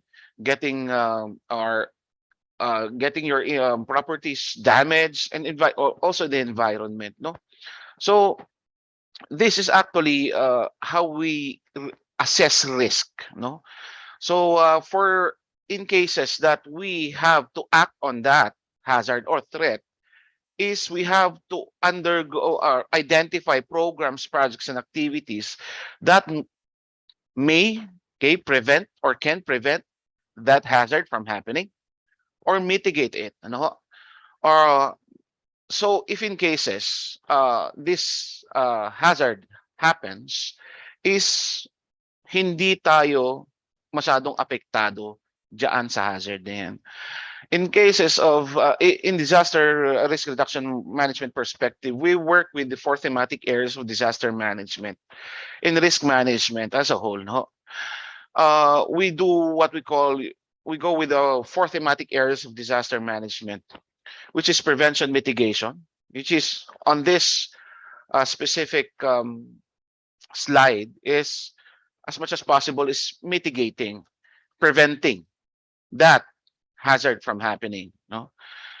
If in cases na po na hindi naman natin talaga kayang i-prevent or mitigate we could at least prepare for it, no? Because there are a lot of hazards, no, that we cannot prevent nor mitigate. Okay? For example po, no? For example, earthquakes, no? Or typhoons. We cannot prevent it from happening. We cannot mitigate it also from happening. What can we do? No? As being the exposed elements, as we keep on saying, no? Yung tao, yung mga kagamitan, mga ari-arian, is at least prepare, no? Prepare for the effects of such hazards. So, meaning to say, regardless, there would be a negative impact of that hazard to us, no? So those are actually the risks that we keep on talking about. Now, so at least to lessen, okay, the effects of these hazards, okay, is for us to at least prepare, thereby preparing ourselves, we could actually respond, no? Okay, in disaster management, you keep on saying respond, not react, no? Respond properly, thereby during rehabilitation and recovery, we would actually spend or use less resources, no? Okay, so this is on their perspective po. Next slide, please. So we have actually also another tool, that we call risk assessment tool, this CIDRA, or climate and disaster risk assessment. No, in the context of disaster risk reduction and management, risk is the combination of hazard with exposure and vulnerability. No, so um, the hazard actually is the dangerous condition or event that threats or has the potential to cause injury to life or damage property to the environment. I said that also a while ago, exposure is also, no? In climate and disaster risk assessment, we also deal with the exposure and vulnerability, no? So an exposure is the situation wherein the people, as I said a while ago, the elements, people, infrastructure, housing, no? Itong mga kagaya production capacities, other tangible human assets, or assets that are actually or located in hazard prone areas, no? Those are our exposures. Now the vulnerability is a degree of susceptibility, okay, of the community and environment to that specific hazard. So vulnerability also speaks of resilience, no, which is the capacity also, no, because the capacity to recover quickly from difficulties, it depends though on the characteristics of a person or a group of persons or community to anticipate, okay, and cope, resist, and recover from the impacts of that hazard. So, yun po, ano, this is actually one of the tools that we use for actually in assessing risks. Okay, next slide, please. So in climate and disaster risk assessment process, CIDRA, as we call it in short, okay, is we have actually 6 steps here. No? Is first and foremost is collecting and organizing climate change and hazard information. So identification of that threat, of that hazard, okay. Step 2 is actually what is the scope or the potential or the effects or the impacts of that hazard and climate change to that exposed element, okay, to that community, okay. Step 3 is developing the exposure database, okay. Ito po, no, the exposure database is now what is the extent, okay, what is the extent of the effects of that specific threat or hazard to that community. And step 4 is identifying or conducting actually a climate change vulnerability assessment.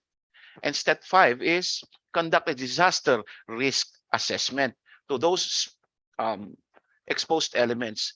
And step 6 is summarize findings. So thereby we would know actually, okay, the effects of these hazards to those exposed elements.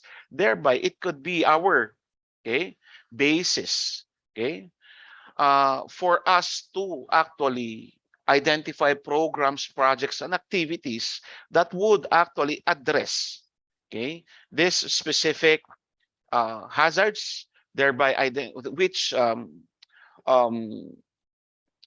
actually are a threat, giving risk to these exposed elements.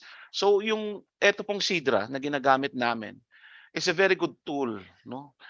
For us to be able to identify or even prioritize programs, projects, and activities that would actually prevent these hazards from happening, thereby preventing the risks, no, or mitigating the risks, as we call it. Okay, or actually prepare, no, these exposed elements to that threat that they are exposed to. Okay, next slide, please. So Baguio LGU has started integrating this climate and disaster risk assessment to our local plans, no? Which were championed by different offices or departments here in the city government of Baguio. Okay, we have our local climate change action plan, which was championed by our City Environment Parks Management Office. We have also our LDRM plans, or local disaster risk reduction and management plans, which we are ongoing now updating for 2023 to 2025. Ngayon na po kasi mag-expire yung aming plan this 2022. We also have our DRMH plan, or DRM on health, okay, which is also ongoing updating, no? We also have our comprehensive development plan, which is ongoing, which is being championed by the City Planning and Development Office. Same with our comprehensive land use plan with the City Planning and Development Office, and all other sectoral plans, no? So ito po lahat ay ginagawa natin dito sa City Government of Baguio, and we are using climate and disaster risk assessment for that, no? For all of those plans that we are doing. Next slide, please. For this Baguio City Disaster Risk Reduction Management Office, okay, we also prepared plans, no, especially response plans to be activated during calamities or disasters. We identified three top hazards that we actually crafted contingency plans for, which is our earthquake, hydromet, and emerging and re-emerging infectious disease. This ERID, as we call, which includes this COVID-19. A lot of people actually, a lot of departments keep on saying, eto nga po, no, marami po nahihilo dito sa contingency planning. This is with regards to the crafting of our public service continuity plan, no? Ito yung nasabi kanina ni Sir Charlie, no, yung PSCP. Okay, so this is actually things that a lot of our departments, when we are crafting this contingency plan, is maraming nahihilo with regards sa public service continuity plan. We would just like to clarify also to our listeners that contingency plans are response plans, no? For in cases that we identify these hazards, if in cases this happens, no? So a response plan po ang tawag dyan, no? That is different from our public service continuity plan. So later on, I'll go to that, no? So the city of Baguio also we have also identified already our response clusters for specific hazards, no, that we have identified, as said. So these response clusters are composed of different offices also coming from the civil society organizations or private institutions who actually agreed, no, and that they would provide their services if in cases these hazards happen. We also have crafted already our emergency operations center standard operating procedures that if in cases any incident that may happen, these are the operating procedures that we will follow. Okay, we also have crafted the camp coordination, camp management. This is a procedure on how we would actually deal with our constituents if in cases there would be massive evacuations that would happen here in the city of Baguio. And lastly, we actually crafted the public service continuity plan, no? I just don't know, no, if all of us are aware, especially the local government line agencies, no, because this is a mandate for all government line agencies in crafting this public service continuity plan as we keep on saying, no?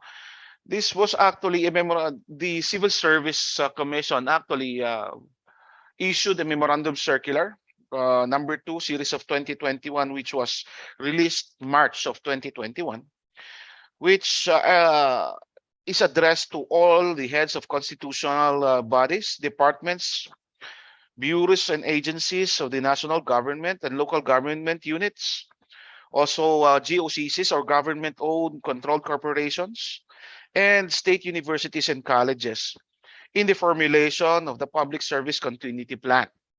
So, eto po, no, here in the city of Baguio, we are very proud to say that we were the first one to craft our PSCP last year, no? This is city year 2021, and we were already able to uh, update our PSCP this 2022. So this is actually one of the difficulties also that we were having because, as I said a while ago, a lot of departments were confused, especially in crafting the contingency plans of the city with regards to the crafting of our public service continuity plan also of the city. Okay. Um, uh, in during this PSCP actually is they relate it always with disaster management. That is why the our good mayor appointed us or identified the CDRMO to be the champion of this. So we actually had to undergo trainings, no, with the assistance of the Philippine Disaster Resilience Foundation in the crafting of our PSCP. So actually, this PSCP is a plan during if in cases there is a disruption in the delivery of basic services, no. So it is the reason why we availed the mentorship of our from the PDRF in the preparation of our PSCP here in the city of Baguio. This PSCP actually is to ensure that amidst any disruptive events, offices, no, all departments, no, here in the city of Baguio, or okay, in your case, sa atin lahat to actually, no, it applies to us all, no, okay, that offices, especially those providing frontline services, should continue or provide their services regardless of the disruptive event. So ito po yung anong tinatawag natin na PSCP, no? That is why medyo na-i-relate palagi nila sa response plan or contingency plan. Pero the big difference here is the response plan is responding to that specific hazard, no? Responding to that emergency, responding to that disaster. But in PSCP is ensuring this PSCP, this Public Service Continuity Plan is ensuring po na yung mga serbisyo natin, okay, sa gobyerno ay tutuloy regardless po kung meron mang disaster or emergency. So I'll give you an example po, no. We have what we call your General Services Office here in the City Government of Baguio. It's one of our departments. Wherein sabi nila, ano ang diferensya ng contingency plan dyan sa Public Service Continuity Plan? Tutulong naman kami magre-responde, sabi nila. Sabi ko nga, it's a different thing. Okay? Being you, the General Services Office, which is your core delivery service, is making sure that our procurements, okay, are legal at dumadaan pa rin sa proper procurement process, is yun po dapat ang tutukan ninyo. Hindi po yung pagre-responde sa mga emergencies or disaster. Rather, making sure that your services under the General Service Office will continue regardless, okay, of this disruptive event that we are, okay, having.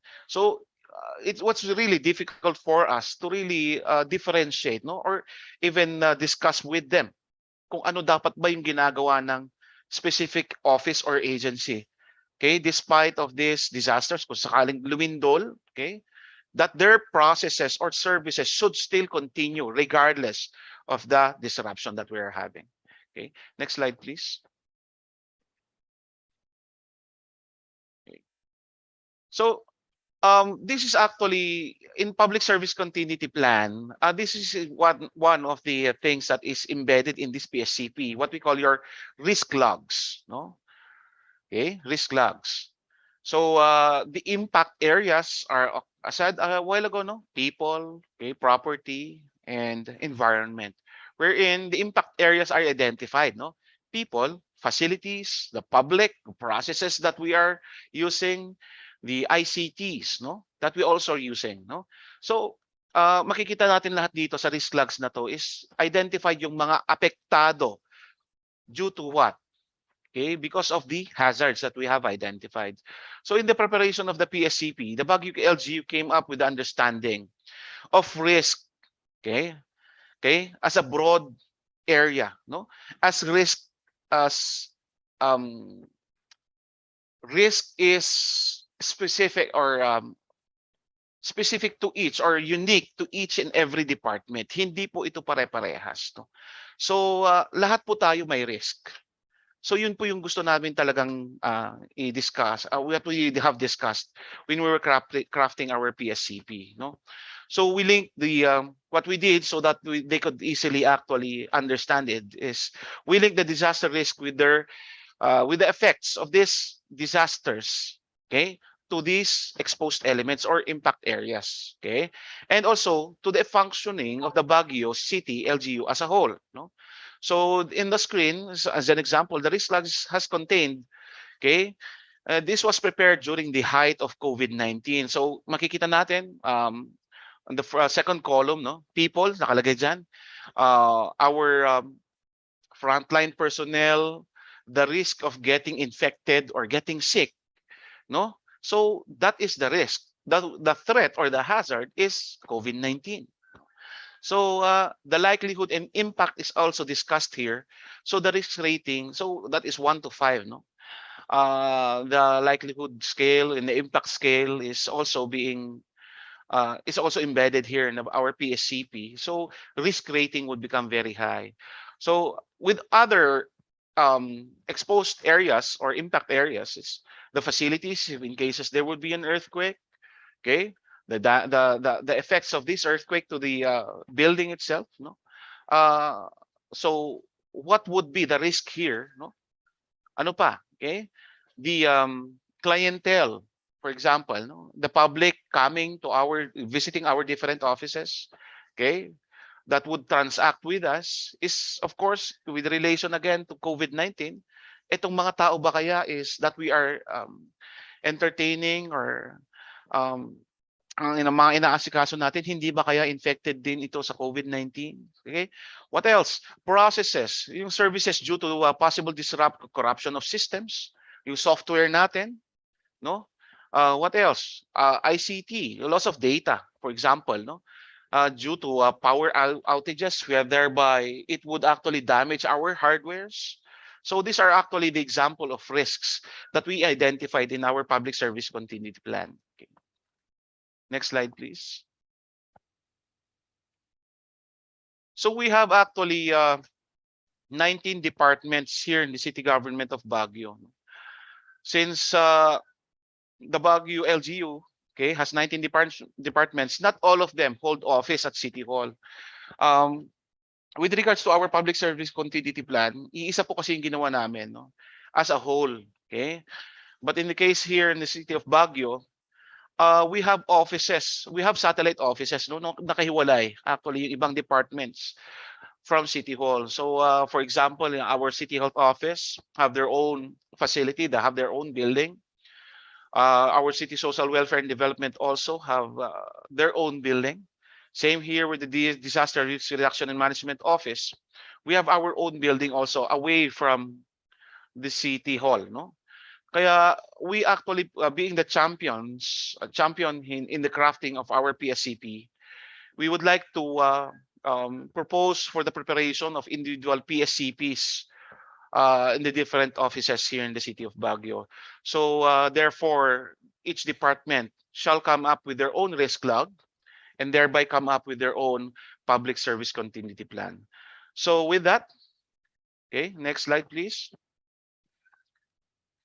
In the risk management QMS context, eto naman po, I do know most of you are aware of this already, or yeah, okay, familiar with this.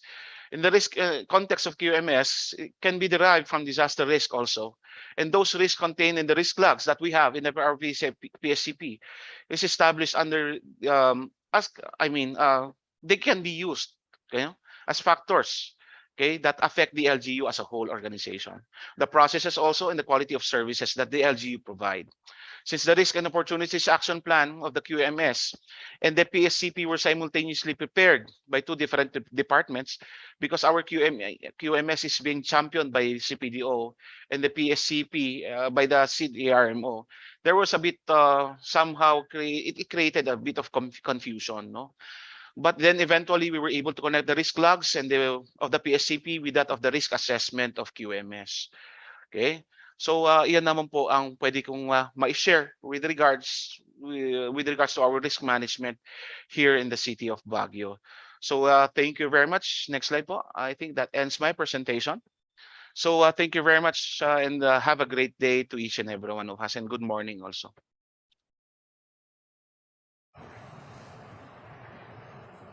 All right, thank you so much, Mr. Louis Glenn G. Lardizabal, for a very enlightening presentation on how to apply risk management in the local government unit, given that disaster risk is very much a concern. Let us give him a virtual round of applause for his sharing.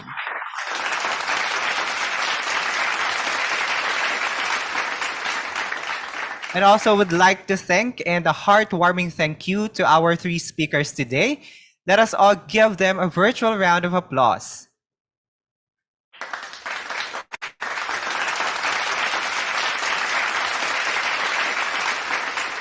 All right, for our participants requesting for examples on risk management practices in the hospital setting, we will be having a sharer tomorrow on risk management in healthcare. So don't miss it.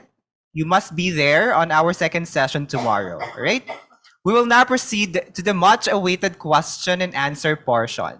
We hope you don't mind if we extend the session like a little more time to tackle the questions and comments.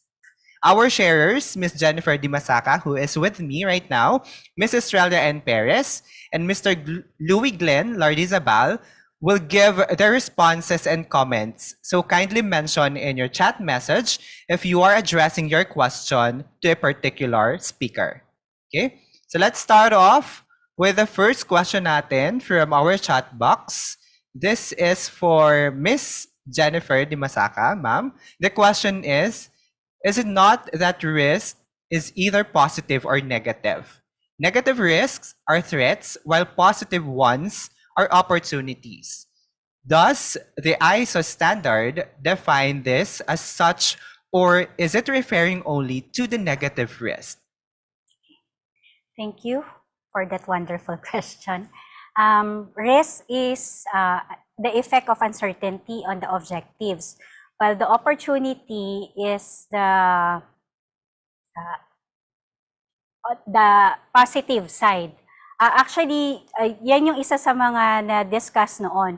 Hindi siya positive-negative. Kung hindi, ito yung opportunity, ito yung mga ways na po pwede natin gamitin on our end. For example, yung naihalimbawa ko kanina, na yung ISBN or yung Issuance of International Standard Book Number ay isa sa mandato ni National Library. And ang risk namin nung nagkaroon ng pandemic ay hindi namin ma-issue ito sa publisher since ang application namin ay face-to-face. So ang naging opportunity naman namin for having an online application is that yung cost for the National Library on the printing cost ay nawala. And then for the clients naman, yung transportation nila sa pagpunta sa office ay nawala. So that's the opportunity naman. All right. That question is from pmi.org from Mr. Enrico J.R. Correlia. Thank you so much, Ma'am Jen, for addressing that question. Okay, let's proceed from the second question natin. This is from DOST, from Mr. Resty Gabuya. And the question is intended or addressed to Ma'am Estrella Perez for DIMSU. The question is the annual performance review that you conduct the one required as part of the SPMS cycle, or is this a separate activity? When we conduct the annual performance review, actually we are shooting two birds. One is we would like to see if the goals are met, and another is we would like to see if indeed what we have in our OPCR, DPCR, and IPCR are being met. So both po ay pwedeng ma-address ng aming annual performance review. Kasi yung management review naman namin is different. When we conduct the management review, it's more anchored on how we try to monitor and evaluate our QMS in the university. Alright, thank you so much, ma'am, for your kind response on the question natin. Alright, let's proceed to the third question. This is for Sir Glenn. Ayan, para sa LGU naman natin. This is from pmi.org, again from Sir Enrico J.R. Carrelia, sa Zoom participants natin. The question is, there are several risk responses. However, in the current discussions, we only hear about mitigation or elimination. Could someone also discuss risk avoidance, exploitation, escalation, share or transfer, enhance, or acceptance? Yeah, okay. In the RM perspective kasi po, no, with regards to that, yung sinasabi niyang avoidance is actually mitigation. Okay. So risk avoidance is as much as far as possible. If I'll give you a very good example here, no. If my area is I am from the lowlands, no. Let's say my community is tabing dagat. Okay, I mean from the coastal areas. Okay, flooding. Okay, for that matter, since the Philippine archipelago is within the typhoon belt, no. Flooding or storm surges is inevitable po yan. Hindi natin yan maiiwasan. Okay. So we cannot prevent that from happening. Thereby, we try to mitigate. Okay. So that is actually what? Okay. Mitigation is how? Is what? Example is for mitigating process is bago pa lang dumating yung bagyong yan that creates our storm surges, we would be able already to evacuate and leave that area. No? That is hazardous to those, no? Okay, to those threats. Thereby, avoidance is part, kagaya natin ng mitigation, no?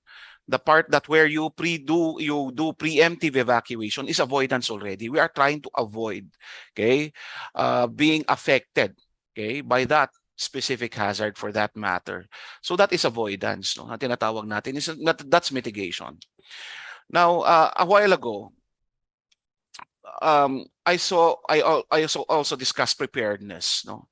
That's also part wherein we accept already that the risk will happen, eventually happen. Now, what can we do, no? Is prepare for it. Yung po paghandaan natin, because eventually we cannot actually, let's say, okay, there's an earthquake happens. What's the risk? For sure, okay, for sure, our infrastructures, okay, will get damaged. Okay, our own homes, our facilities where we work, for sure there would be damages that will be incurred. So that is actually the risk, no. So what do we do for with regards to that matter, no? Is prepare for it. For example, okay, you have to evacuate your homes, okay, because the risk is your homes might get damaged, and the risk is if in cases that facility or that structure collapses, the risk is you might get injured, or worse, you might die from it, no? Okay, you would lose your life, no? Of course, including the properties and everything. Is that we prepare. So how do we prepare for that? Of course, evacuation management, preparing an alternate site where we could actually go and stay safe. So those are part of our preparedness. What else? Preparedness of our family. The risk of, if in cases a hazard happens, let's say I have 3 kids na they're in school, regular time, okay? The risk is yung communication. The risk of what? Not meeting each other in the middle of that chaos, okay? Is preparing a reunification plan. How do we meet each other in cases that we lose communication? I don't know where you are. So having a reunification, okay, a plan with that, for that matter, is part of our preparedness. Now, with regards to our response is what? As I said, acceptance, nandyan na yan. So insurance, that's one, no?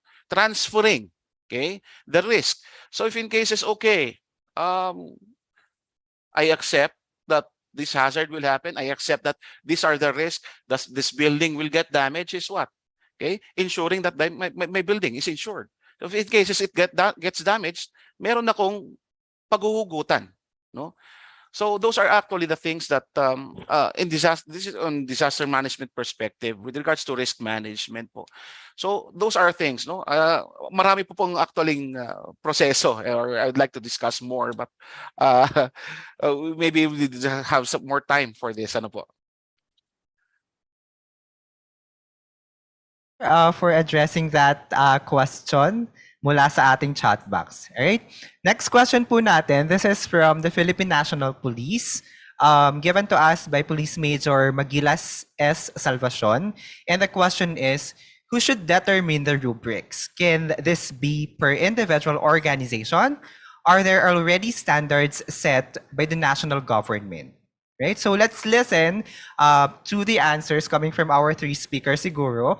Briefly, like, how did you prepare your rubrics for risk severity and risk likelihood used for evaluation of priority risks? Sige, mag-umpisa muna po tayo sa kasama ko dito kay Ma'am Jen. Sige, Ma'am Jen. Thank you.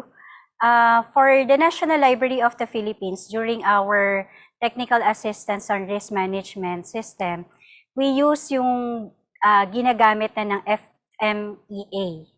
So yun na po yung ginamit namin, and then kinostomize lang po namin siya sa gamit ni National Library of the Philippines.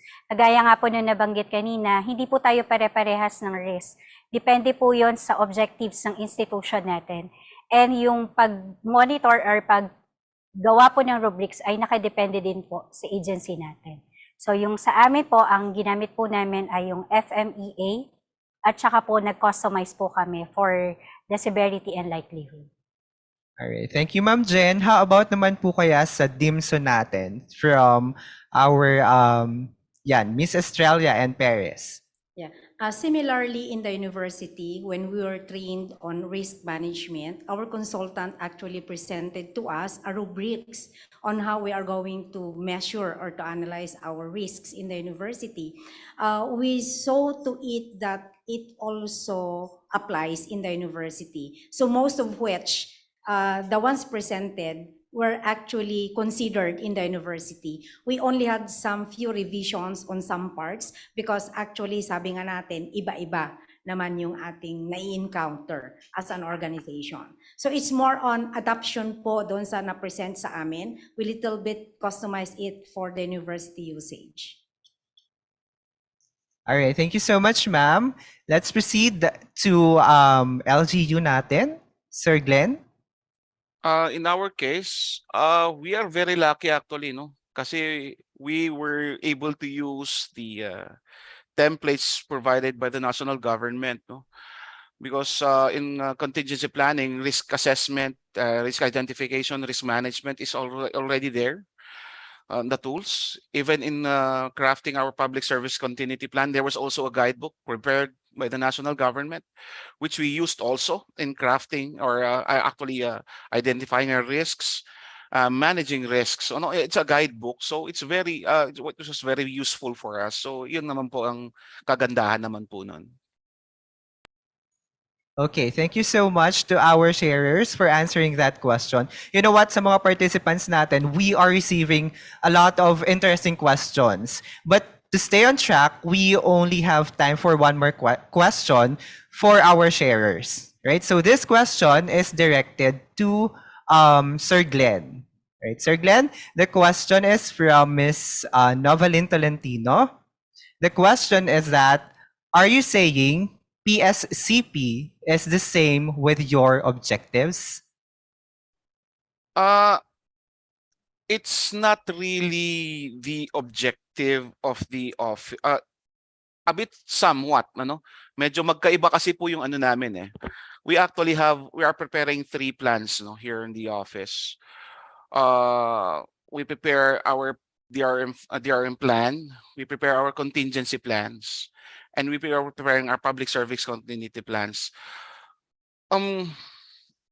In our DRM plans, it's more of holistic approach. Iyon po medyo magkaparehas sa PSCP. Okay? But on our disaster response plans, response lang po talaga. It's just one aspect no ng aming it's one aspect. So isolated po yung objective niya eh. Hindi po kagaya ng DRM plan at saka ng PSCP namin is making sure that the services being provided by the office, regardless kung merong disasters, is hindi po magkaparehas doon sa response plans namin. So hindi po, no?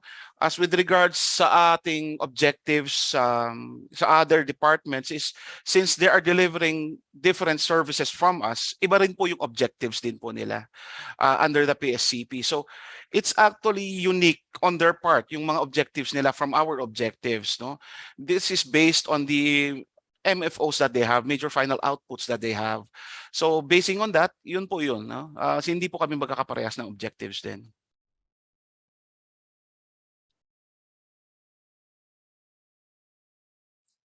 All right, thank you so much, Sir Glenn, for addressing or answering that question from our Zoom participants.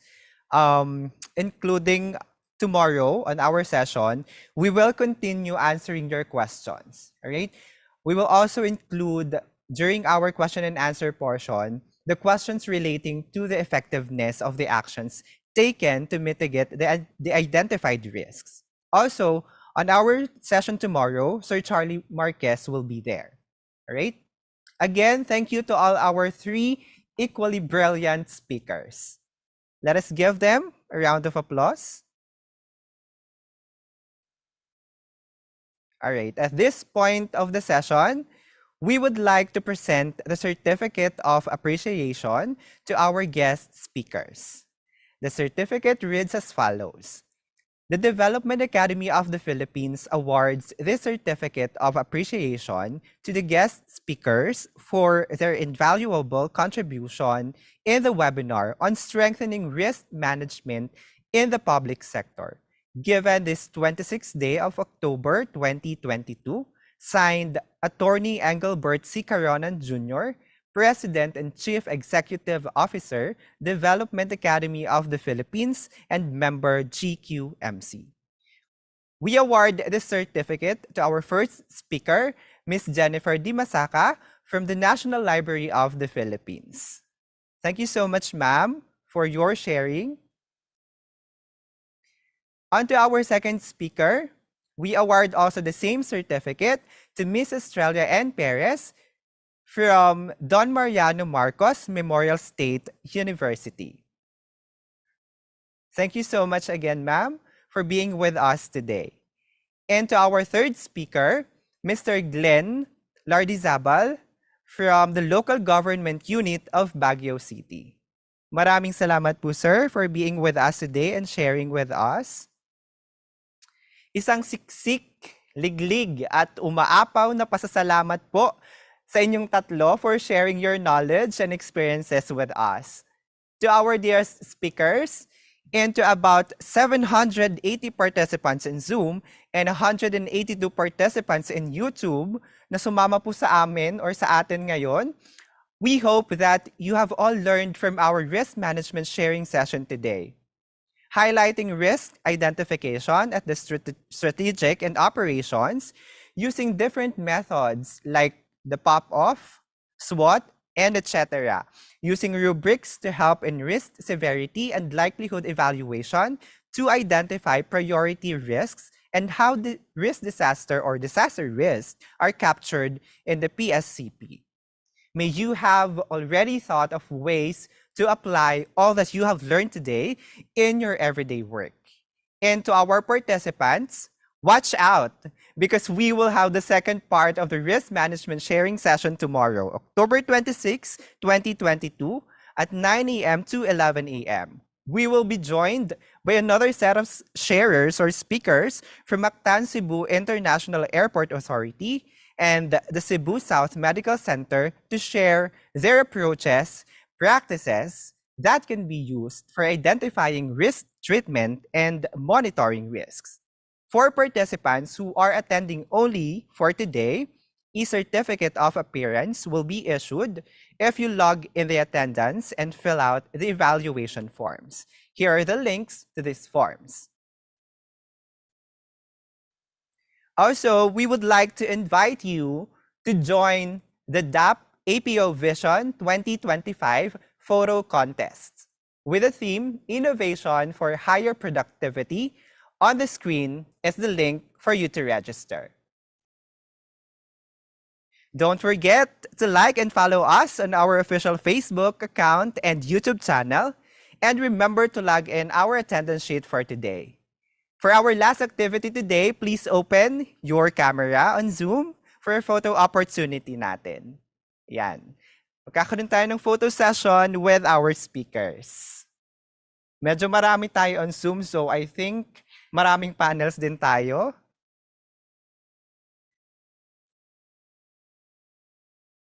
Good morning, everyone. We are 764 in the call, so we will be having multiple panels po for our photo documentation. May I request everyone to give their sweetest smile as we capture po our, wait lang, let me change my view. Okay, thank you very much. Please maintain your sweetest smile as we cover everyone. So we will please start smiling sa first hanggang last po. So just maintain your smile. Thank you. Okay. 16 panels po to. So please bear with me. Thank you.